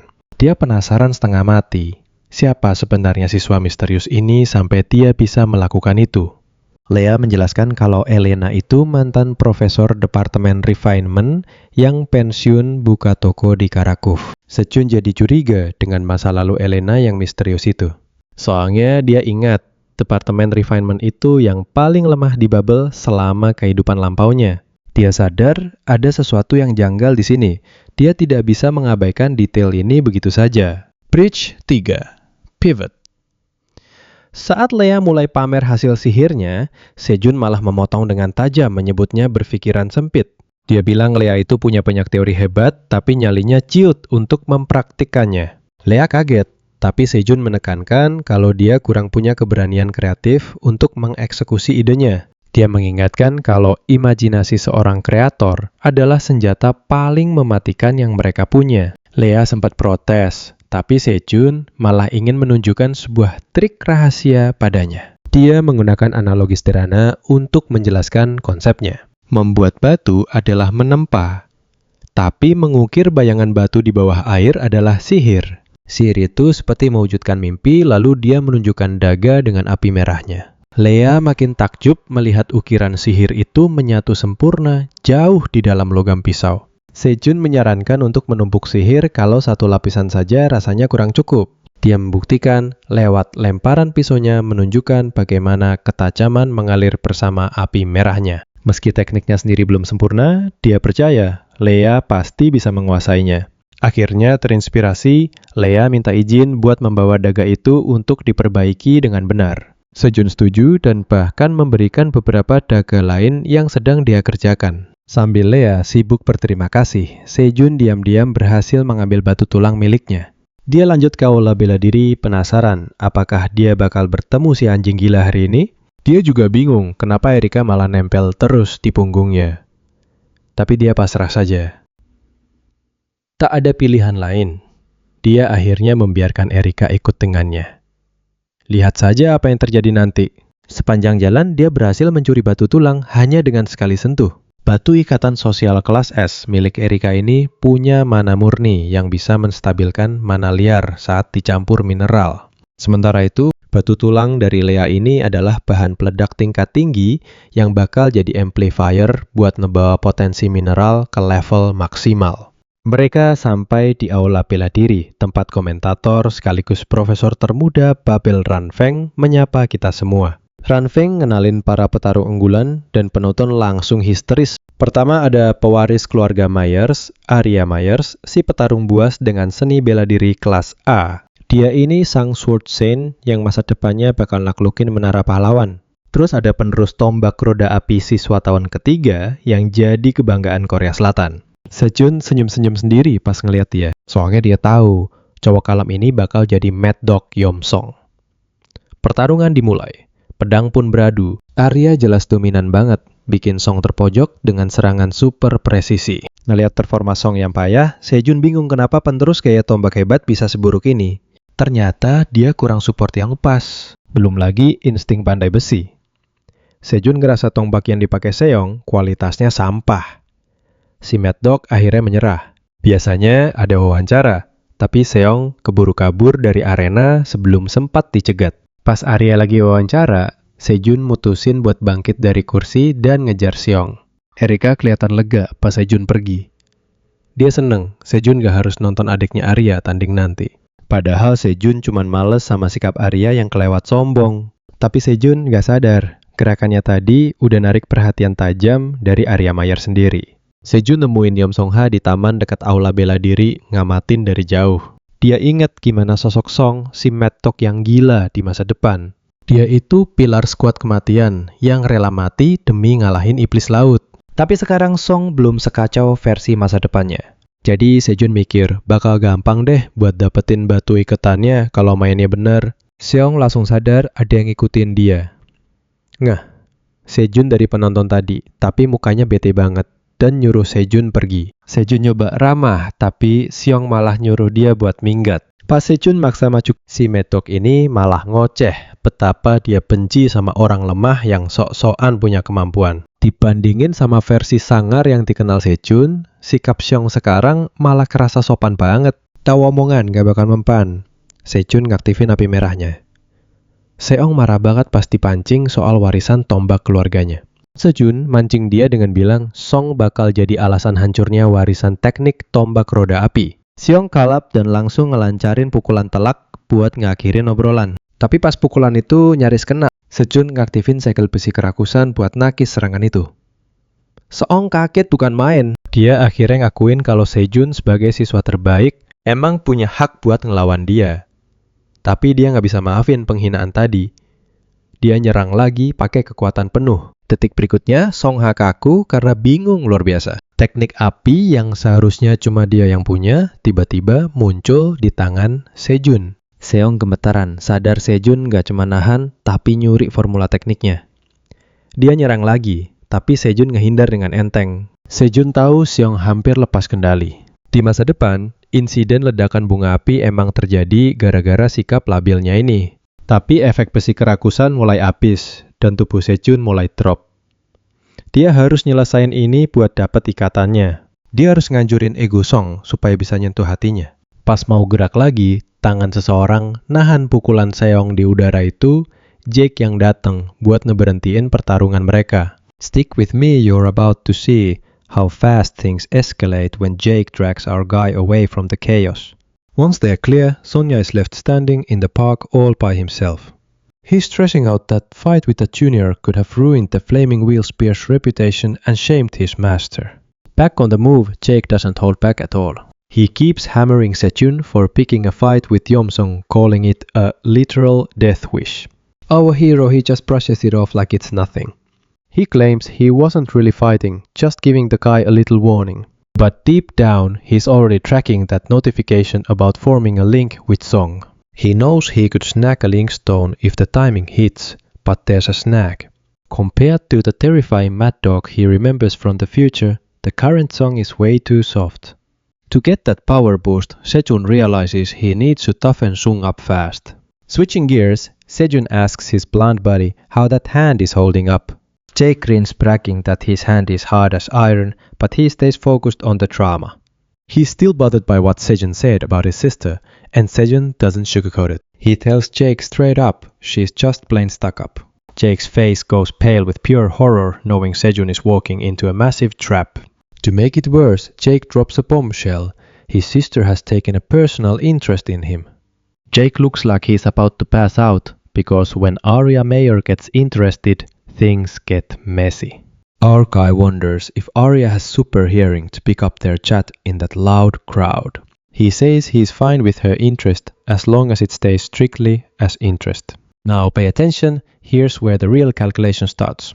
Arya is Song's rival, so getting her attention is his shortcut to the mad dog himself. Jake tries to play mediator, warning him that his sister is bad news, but Sejun cuts him off. He calls Arya petty and insidious, sending Jake into a full-blown panic. When Jake asks why he hates her, Sejun's mind flashes back to his past life. Arya vanished and someone summoned a demon card from her sword. The light was extinguished.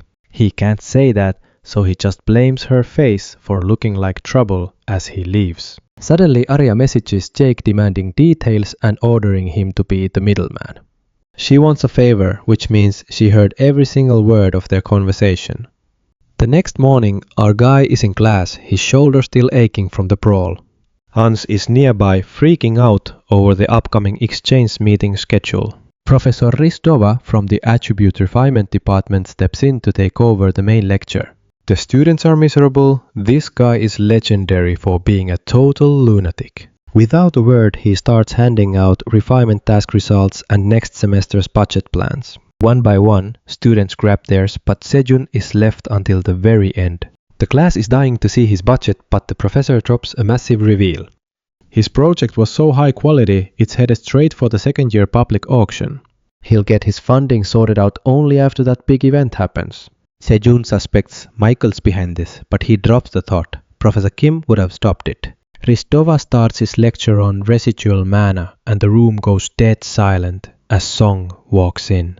The freshmen are stunned to see a famous third-year top-tier student acting as a volunteer assistant. The professor explains that residual mana in weapons usually falls into two distinct categories. You've got the basic charge type and the independent type that pulls mana from the air.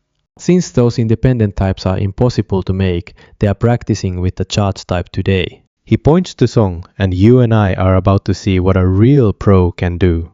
Bayangkan, mana elemen api itu aslinya liar banget, susah banget distabilin jadi energi sisa. Tapi kalau ada pandai besi yang bisa jinakin sifat liar itu, daya simpan panasnya gila sih. Semua orang terpana lihat Song pamer skill tombak roda apinya tanpa beban sama sekali. Kontrolnya gak masuk akal.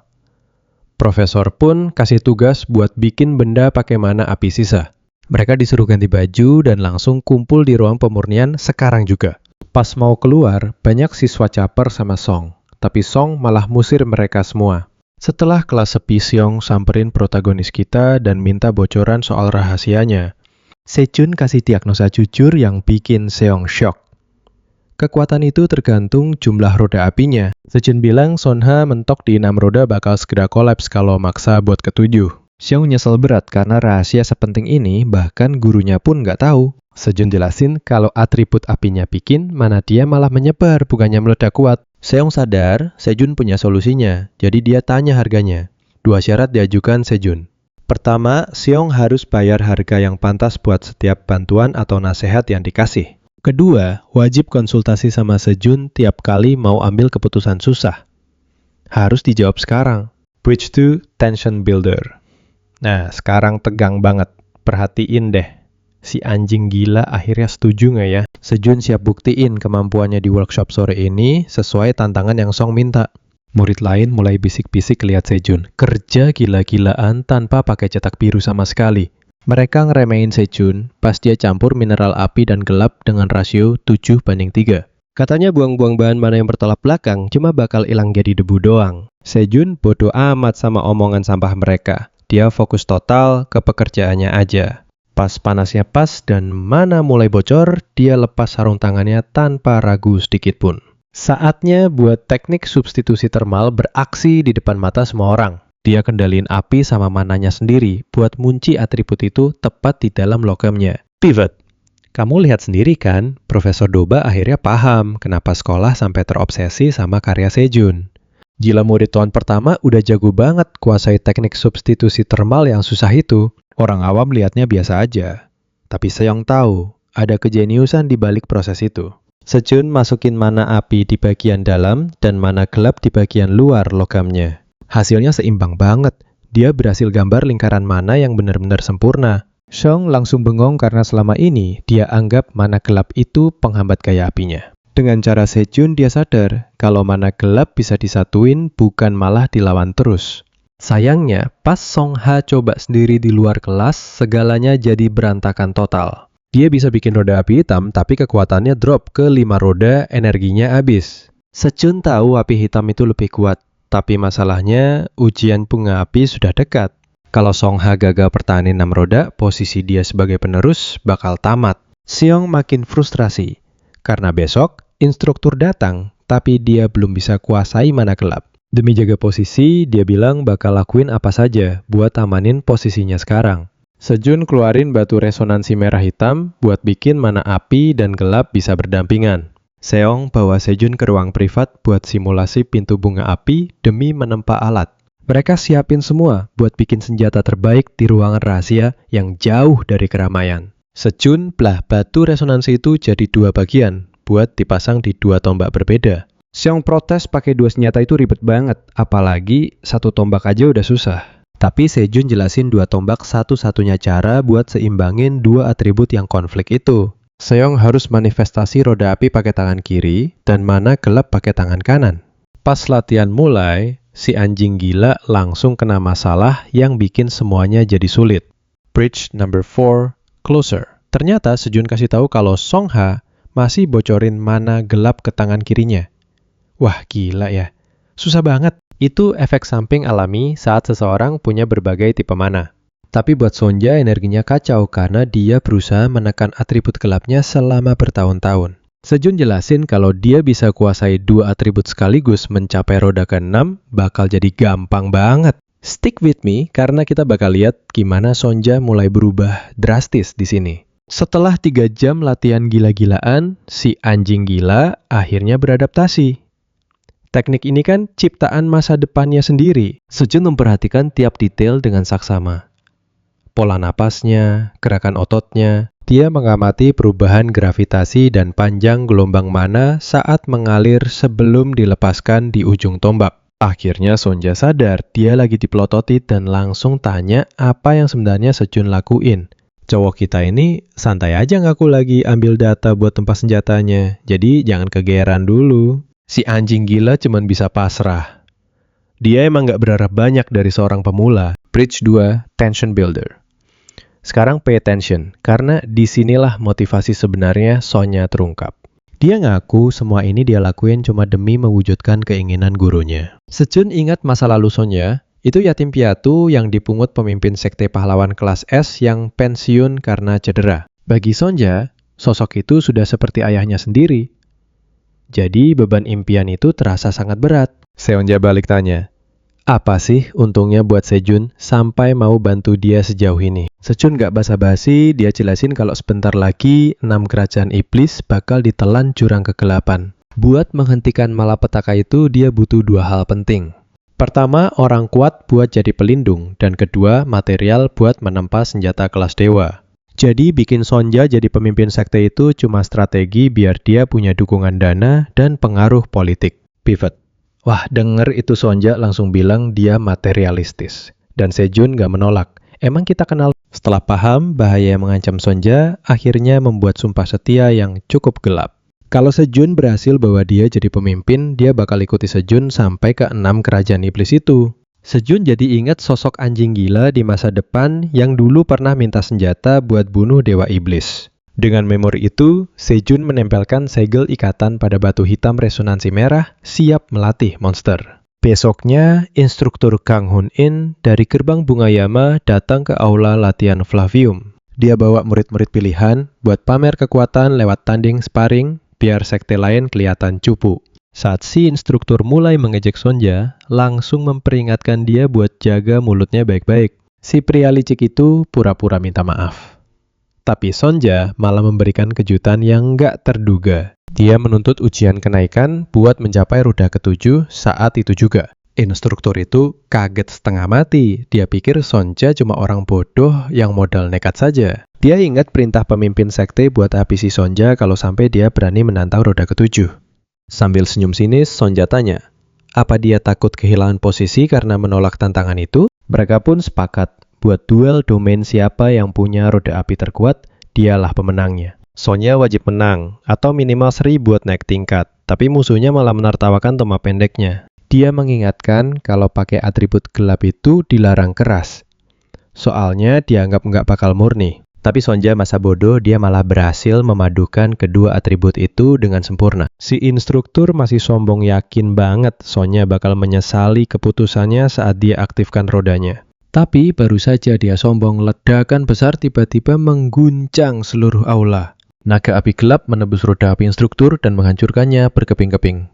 Kekuatannya kelewat dahsyat, sampai tombak lawan patah, si instruktur pun kalah telak beres sudah. Dengan kemenangan itu, upacara kenaikan Sonja sudah dijadwalkan, dia resmi jadi penerus. Saat ditanya apa syarat terakhir jadi pemimpin, Sonja jelaskan. 2 kondisi sulit itu, pertama, harus capai roda ke-8. Kedua, butuh persetujuan dari mayoritas instruktur. Mengingat persetujuan itu cuma didapat lewat duel brutal perjuangan, mereka jelas bakal sulit. Bridge number 4, closer. Tapi Sejun tetap pede. Dia malah menantang Sonja buat fokus gimana cara bayar jasanya nanti. Coba bayangkan, kamu dan aku akan melihat seorang pengrajin pemula yang baru saja bikin kaget petinggi akademi. Sonja beneran terpana, dia sadar kalau Sejun cuma butuh beberapa jam buat bikin senjata yang gila banget kualitasnya. Jadi dia langsung kasih tantangan baru buat Sejun bikin senjata yang jauh lebih berguna. Tiba-tiba saja, level ikatan Sejun dengan si anjing gila naik ke level 2. Hubungan mereka makin erat dan batu ikatan bakal siap tepat setelah transaksi besar ini kelar. Rabu tiba waktunya lelang tahun kedua dan Sejun duduk santai bareng para murid elit lainnya. Profesor Kim masih saja curiga, matanya terus memperhatikan gerak-gerik sang vice-dekano. Dia benar-benar penasaran apa sebenarnya rencana busuk yang lagi disusun buat menguasai departemen ini. Tema lelangnya adalah pedang besi dengan 30 item, tapi ada satu masalah besar, tension builder. Sekarang perhatikan baik-baik, ada tahap pengecekan kualitas khusus yang baru saja ditambah. Pengecekan ini pakai kain Seogumpo, tenunan dari bulu bis kelas S si harimau putih. Materialnya unik banget, teksturnya memang selembut kain biasa, tapi jangan salah. Kerasnya setara logam dan dirancang khusus buat menghancurkan senjata yang kualitasnya pas-pasan. Dengan cara memukul kain ini, juri bisa langsung tahu mana senjata yang cuma tajam tapi rapuh. Lelang dimulai dan para juri pun mulai menguji satu persatu pedang di depan mereka. Erika bisik-bisik ke Sejun heran, kenapa barang langka seperti bulu kelas S dipakai buat tes? Sejun langsung jelasin jebakan di balik tes ini kepada Erika. Bulu itu seperti pemakan logam bakal merusak durabilitas pedang kalau pengerjaannya tidak sempurna. Erika sadar ini berarti pedang panjang cahaya putih milik Sejun berada dalam bahaya besar. Sejun mengaku kalau prosedur verifikasi ini memang sudah diatur sedemikian rupa untuk menjatuhkannya. Kalau pedang buatannya sampai hancur atau gagal dalam tes itu, reputasi Profesor Kim bakal hancur lebur dan Sejun sendiri pun ikut habis. Tapi Sejun tenang saja, karena dia tahu dia tidak cuma bikin pedang, tapi karya seni. Akhirnya giliran pahlawan kita, juri pun siap mengayunkan pedang itu ke kain Seogumpo. Tapi saat diayunkan, sesuatu yang mustahil malah terjadi di depan mata semua orang. Pedang itu malah terpental dengan keras, bikin semua orang di ruangan itu melongo, kaget. Tidak ada yang paham apa yang terjadi, tapi jelas ini bukan pedang besi biasa. Sejun pun bangkit berdiri. Dia harus menjelaskan keanehan di depan para juri ini. Dia mengumpulkan mana di udara, lalu memadatkannya menjadi pilah yang sangat tipis. Saat audiens protes karena tidak merasa ada mana, Sejun tetap santai. Dia konfirmasi kalau lapisannya sangat halus, makanya hampir tidak terdeteksi. Pivot. Kamu pasti mikir, gimana bisa? Nah, ternyata pedang dan kainnya berbagi aura tajam yang sama. Mereka saling meniadakan, lalu dia pakai batu ikatan buat menstabilkan fluktuasi mana pada bilahnya. Untuk membuktikannya, dia sendiri yang mengiris kain itu tanpa usaha sedikit pun. Seketika itu juga, status pedang tersebut resmi naik tingkat menjadi level langka. Karena ketajamannya berbasis skill dan aura bukan batu asah, nilainya langsung lambung. Sang juru lelang panik dan langsung menaikkan harga dari 1 juta jadi 5.000. Semua murid elit berebut harga tembus 200 juta saat Erika ikut menawar. Sementara mereka saling melempar uang yang bisa mengubah hidup siapa saja. Sejun yang aslinya kere cuma bisa nelan ludah lihat saldo banknya yang cuma sedikit. Akhirnya harga berhenti di angka 600 juta ditawar langsung oleh sang dekana. Jake cuma bisa cemberut, kakaknya minta dibelikan, tapi dia tidak sanggup menandingi sang dekana. Profesor Kim hanya bisa melihat dengan senyum bangga dan penuh kemenangan. Tak lama kemudian, uang tunai pun mendarat dengan manis di rekening Sejun. Bridge nomor 4 closer. Ternyata dekana mau pakai pedang itu buat misi berbahaya, bukan cuma buat pajangan. Keren banget kan kamu? Dan aku pasti setuju kalau ini awal yang baru buat Sejun. Kita mulai ya Sejun. Manfaatin situasi buat maksa dekan ngejadiin Junwol target penaklukan mereka. Tempat ini biasanya cuma buat latihan anak tahun pertama, jadi wajar kalau dekan ragu. Sejun langsung gercep ngejanjikan senjata custom kalau mereka balik nanti. Dekan pun langsung setuju. Tapi ingat, Junwol itu sebenarnya cuma kedok buat rencana rahasia Sejun. Dia lagi ngincer barang kelas spesial milik Jurin Kruger, ahli nujum terkuat di dunia. Bridge nomor 2, Tension Builder. Sekarang perhatiin bagian ini, karena di saat yang sama, Jake lagi lapor kegagalannya ke Arya. Arya sadar dia kalah lelang, tapi dia punya harga yang harus dibayar, Jake. Karena Jake dan Sejun satu kelas, Arya nyuruh dia buat bawa Sejun ke hadapannya. Imbalannya, Arya bakal beresin masalah warisan bapaknya dan janji bakal ngegusur posisi Jake. Demi kebebasan, Jake pun nekat dan bersumpah bakal ngelakuin apa aja buat menang. Pas Jake pergi, Arya teringat omongan Sejun tadi. Cowok itu emang bikin dia darah tinggi. Besoknya Sejun nampilin hasil karyanya di kelas atribut. Dia bikin tombak pendek yang dipakai Sonha waktu tanding kemarin. Ada tombak api merah dan tombak kegelapan yang bikin dosennya kagum setengah mati. Rumus senjatanya kelewat presisi sampai bisa ngasih peringatan kalau kontrol mana penggunanya meleset.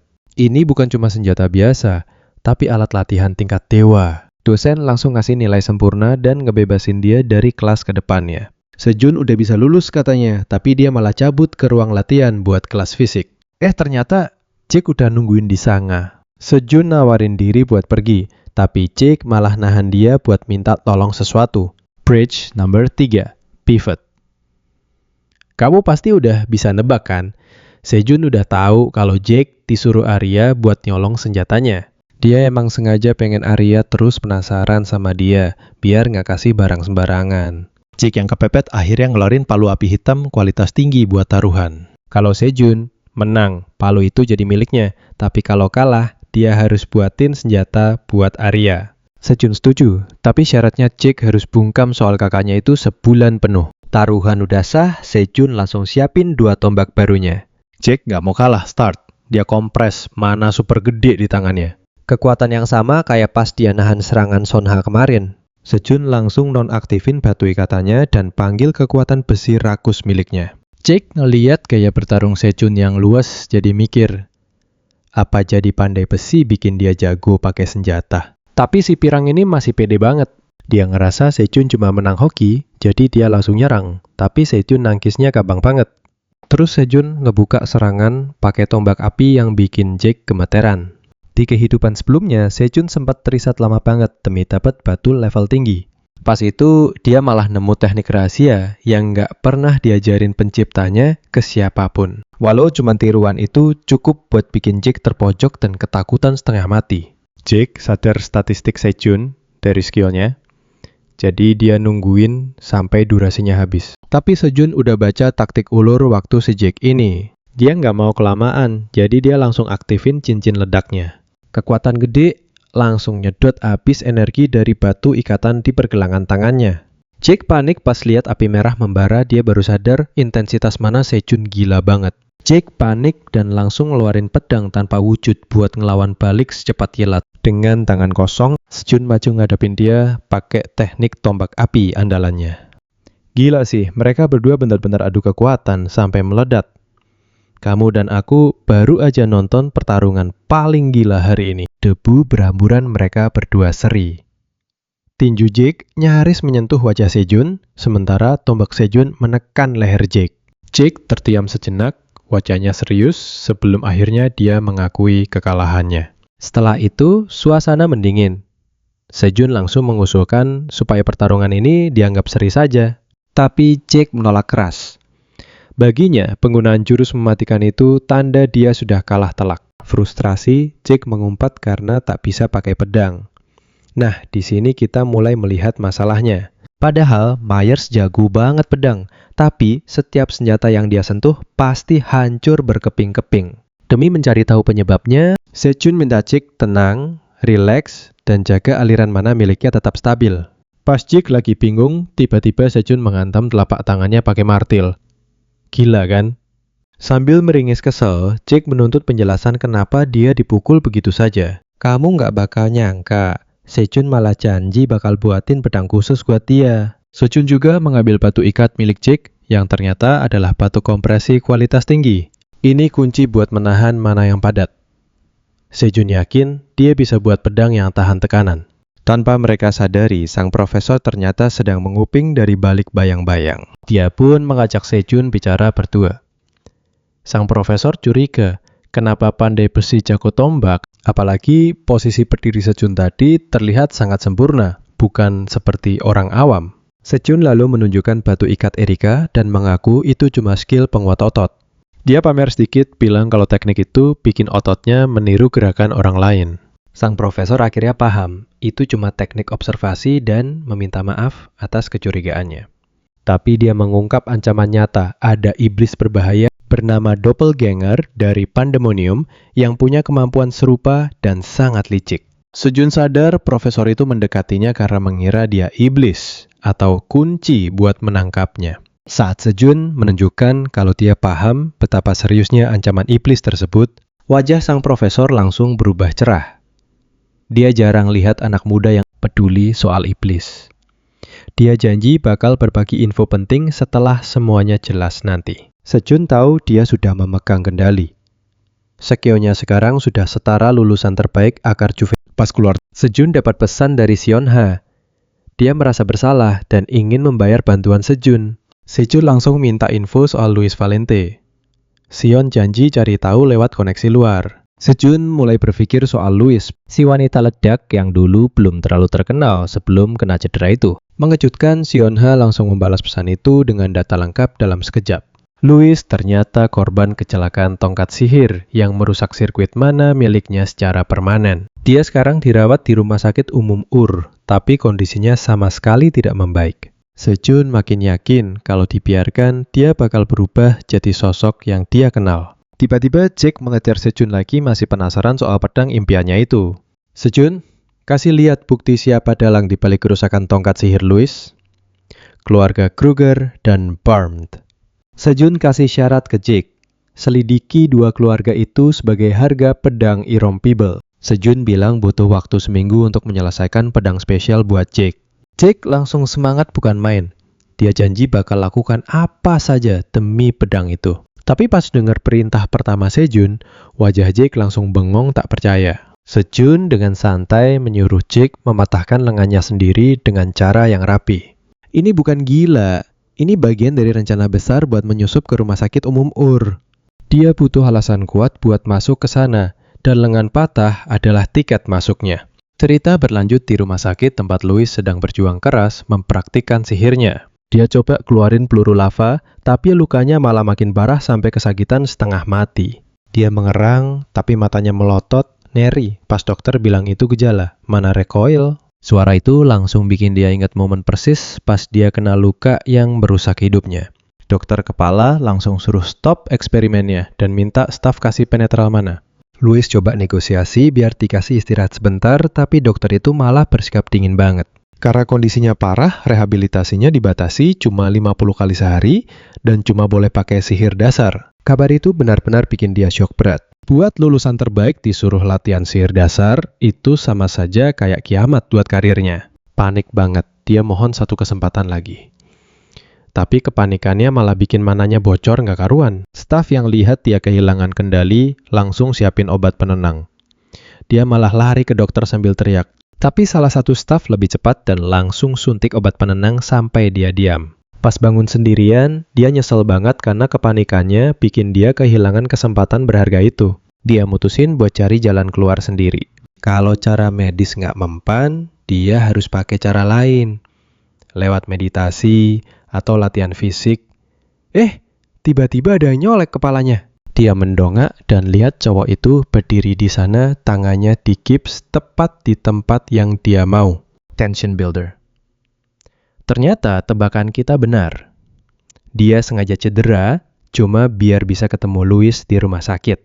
Kejadian mundur ke masa lalu pas mereka pertama ketemu waktu separuh kota terbakar abis. Mereka kebetulan ada di gedung yang sama saat alarm serangan udara bunyi, semua orang panik evakuasi. Sejun hampir saja nggak selamat, tapi pas lari dia sempat tatapan sama Louis.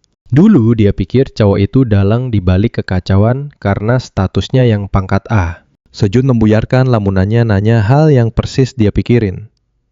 Emangnya dia lagi lihat apa sih? Louis langsung emosi minta maaf karena cowok itu nabrak dia. Tapi tenaganya lagi lemah banget sekarang. Cowok itu nawarin bantuan buat antar ke kamar atau panggil perawat. Tapi Louis nolak. Kalau ketahuan di luar, dia bakal dikurung. Jadi dia terpaksa minta bantuan cowok itu meski kesal. Di dalam, dia bantu cari inhaler di laci Louis pakai itu. Dan lega. Tapi cowok itu malah ngamati mananya. Pas ngelihat aliran energinya, dia sadar ada yang benar-benar nggak beres di sini. Dia bikin kaget pas bilang kalau inhaler itu bukannya nyembuhin, malah ngerusak tenggorokan Louis. Louis bengong nggak nyangka orang asing berani banget ngomong kayak gitu ke dia. Ekspresinya langsung berubah serem. Dia suruh cowok itu ulang omongannya, tapi Sejun malah santai aja. Dia negasin omongannya pas pengumuman rumah sakit bunyi lewat speaker. Sejun dipanggil ke stasiun perawat di lantai 2 sekarang juga. Sebelum pergi, dia kasih saran buat jauhin inhaler itu. Tapi karena dia anak teknik, Louis malah makin benci. Louis teriak suruh dia pergi, bilang dia nggak butuh saran dari seorang tukang besi. Kelihatan banget kecelakaan itu bikin dia benci banget sama siapapun yang berhubungan sama Tempa. Meski dimusuhi Sejun malah kaget lihat notifikasi kalau dia sudah berhasil terhubung sama Louis. Dokter bilang patah tulangnya butuh seminggu perawatan dan seminggu lagi buat istirahat total. Dengan waktu 2 minggu, cowok kita ini mulai nyusun rencana buat benerin sirkuit mana, Louis. Tapi target utamanya adalah nancurin inhaler itu, karena dia tahu itu sebenarnya pengikis mana. Sebagai langkah awal, dia lapor ke dokter Louis kalau dia lihat Louis kejang pas paksa pakai sihir biar diawasi terus. Itu bikin Louis tetap di tempat yang dia mau. Besoknya dia telepon Jake minta info soal pelakunya. Jake ngaku kalau kecelakaan Louis itu memang mencurigakan banget. Dia nyebutin Menara Marville, organisasi independen yang sponsori kadet sihir di luar pengaruh bubble. Kekuasaan mereka ke siswa mutlak. Ternyata mereka lagi cari penerima beasiswa. Dan Louis saingan beratnya. Bridge number 4 closer. Pas seleksi tongkat sihir buatan keluarga Barmt yang dia pakai, malah meledak kacau balet kan? Alianza entre los Barmt y Kruger está clarísimo. Se unieron para destruirla. Pero Sejun está obsesionado con el inhalador. ¿Qué más estará pasando ahí? Jake suelta la bomba. La profesora Charles está obsesionada con patrocinar su tratamiento. Se ve como una profesora amable ayudando a su alumna, pero el instinto de Sejun grita que es una trampa. Jake le pide a Sejun que avise a quienes se preocupan por su lesión. Le escribe a Sonja, y el perro loco acepta portarse bien con Jake. También estaba Erika, pero como no tiene su número, lo dejará para después. Sejun se enfoca en su misión. Llega al cuarto de Louis y toca la puerta. Ella lo ve, lo agarra del cuello y lo mete a la fuerza furiosa. Gracias a la jugarita de Sejun con el doctor, el resultado fue drástico. 2 semanas de reposo total y rehabilitación al nivel mínimo. Imaginen su ira. 6 meses de sangre y lágrimas en su recuperación arruinados en un día. Cuando él saca el tema del inhalador, ella admite que dejó de usarlo. Tras quemarse el mana con una varita Barmet defectuosa, aprendió a no confiar. Pero cuando él dice que puede curarla, ella se queda completamente paralizada. Se burla de él preguntando si siquiera sabe qué es una quemadura de mana. Sejong imperturbable confirma que es incurable incluso para los escaladores de leyenda. Luis es escéptica, pero la curiosidad es más fuerte y escucha su teoría. Él empieza con el inhalador del profesor. No solo habla, va a mostrarle la verdad. Con su vínculo divino visualiza los circuitos de ella. La explicación es brillante. Su circuito original estaba diseñado para 110 voltios. ¡Pero su cuello fue alterado a 220! Ella, horrorizada, ve la verdad. Este choque de voltajes causa una sobrecarga perpetua bloqueando todo su mana. Ahora prepárense porque aquí es donde todo se conecta. Ella recuerda perfectamente el día que Charles le entregó ese inhalador maldito. La promesa de superarlo, la orden de no rendirse, el apoyo falso del profesor. Luis le dio las gracias entonces creyendo que era una ayuda genuina. Ahora, apretando los dientes, comprende que siempre fue una marioneta de profesor. Jurando venganza, Sejong suspira aliviado al ver la cordura volver a sus ojos. Como herrero no puede curarla, pero puede recalibrar su uso para lanzar magia. Luis, sospechando la trampa, pregunta directamente, ¿qué quieres a cambio? Él no se anda con vueltas, quiere que explore los reinos demoníacos juntos. Finalmente, con una sonrisa, ella acepta el trato y estrecha su mano. Poco después, Sejong le entrega una bolsa de cerezas, dejándola totalmente confundida. Explica que su dolor viene del maná refinado pasando por el circuito dañado. Un mago normal hace circular el maná por el cuerpo. Ella debe cambiar eso. Ella debe refinar el maná directo en la lengua, es una locura total. Luis duda ya que casi no tiene circuitos funcionales en esa zona. Pero Sejong sabe que ella es la única capaz, pues ella inventó esto antes. El entrenamiento empieza y es realmente agotador nivel extremo. Comer una cereza y manipular el tallo solo con la lengua y mana. Esto se pone intenso, gritar frases difíciles mientras sujeta un palo entre dientes. Después de una semana está frustrada creyendo que solo mejoró su dicción. Tras disculparse, Sejong finalmente decide revelar el verdadero secreto del plan. Todo era para refinar el mana de la magia de invocación. Luis está impactada. Ayo kita mulai, kalian harus lihat gimana rahasia sihir. Sebenarnya cuma butuh sedikit mana dan bayangan mental yang kuat. Untuk bukti dia membentuk bola mana sederhana. Pakai sihir transmutasi, buat elemen, lalu akselerasi. Bola itu jadi tajam dan cepet banget, sampai kaca rumah sakit pecah berantakan. Belum sempat minta maaf. Dia malah diam, terpaku. Luis sudah paham konsepnya. Dia langsung buat bola mana versinya sendiri. Detik berikutnya, bola itu berubah jadi orbi raksasa yang mengancam. Sejun sampai melongo liatnya. Ingat ya, meski sihir melanggar hukum alam, penyihir dengan visualisasi kuat bisa bikin hukum sihir itu sendiri bertekuk lutut. Si anjing peledak dilanda emosi. Hebat sadar dia, akhirnya bisa pakai sihir dan rasa sakit. Yang dulu nyiksa jiwanya. Cowok kita ini dengan lembut bilang, kalau mau nangis silahkan, tapi dia menolak. Dia nggak mau buang air mata sebelum balas dendam ke orang yang bikin dia hancur kayak gini. Buat lawan trauma itu, Sejun buka ponsel dan siap bikin kekacauan di forum kampus. Sementara itu, di arena latihan Menara Gading, sekumpulan mahasiswa tahun pertama lagi kerepotan lawan monster kerangka biasa. Lihat aksi payah itu Guts Villain, kita langsung ngusir mereka semua. Pas lagi kabur, dia dapat telepon dari Perm buat cek forum.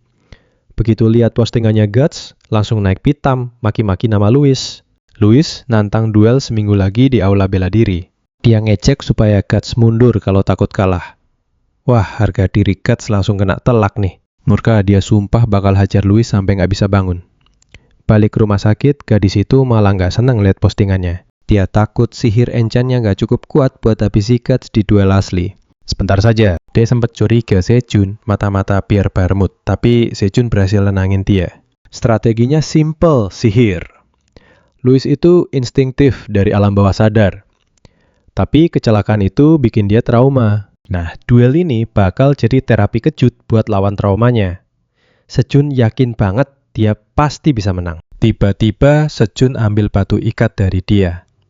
Ternyata itu batu air yang hampir mati. Material kelas atas yang jago banget ningkatin properti mana dalam mineral. Bahan sempurna buat senjata barunya nanti.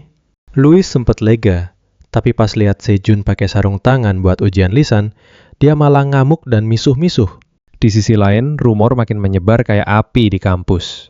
Banyak yang curiga Guts dalang dibalik cedera Louis, apalagi kejadiannya pas banget sebelum seleksi beasiswa. Guts mulai tertekan. Kakaknya sudah marah besar, nyuruh dia beresin kekacauan ini. Dia tahu, orang lain diam-diam menikmati kegagalannya, nunggu waktu buat rebut posisi dari grup mineral. Pas Pierre Barmut muncul, Guts langsung ngegas. Semua tahu mereka dalang plot ini, dan Guts marah karena rencana awal harusnya cuma bikin Louis di DO atau di penjara. Ternyata Pierre yang ubah rencana buat nyakitin fisiknya. Pierre minta maaf, santai. Tapi Guts nggak butuh kata-kata. Dia butuh rencana pasti buat posisi suksesi. Pierre nenangin dengan nada kelam janji punya cara sempurna buat beresin ini. Kamu dan aku baru saja melihat langkah pertama dari rencana gila mereka. Percaya deh, ini bakal makin seru.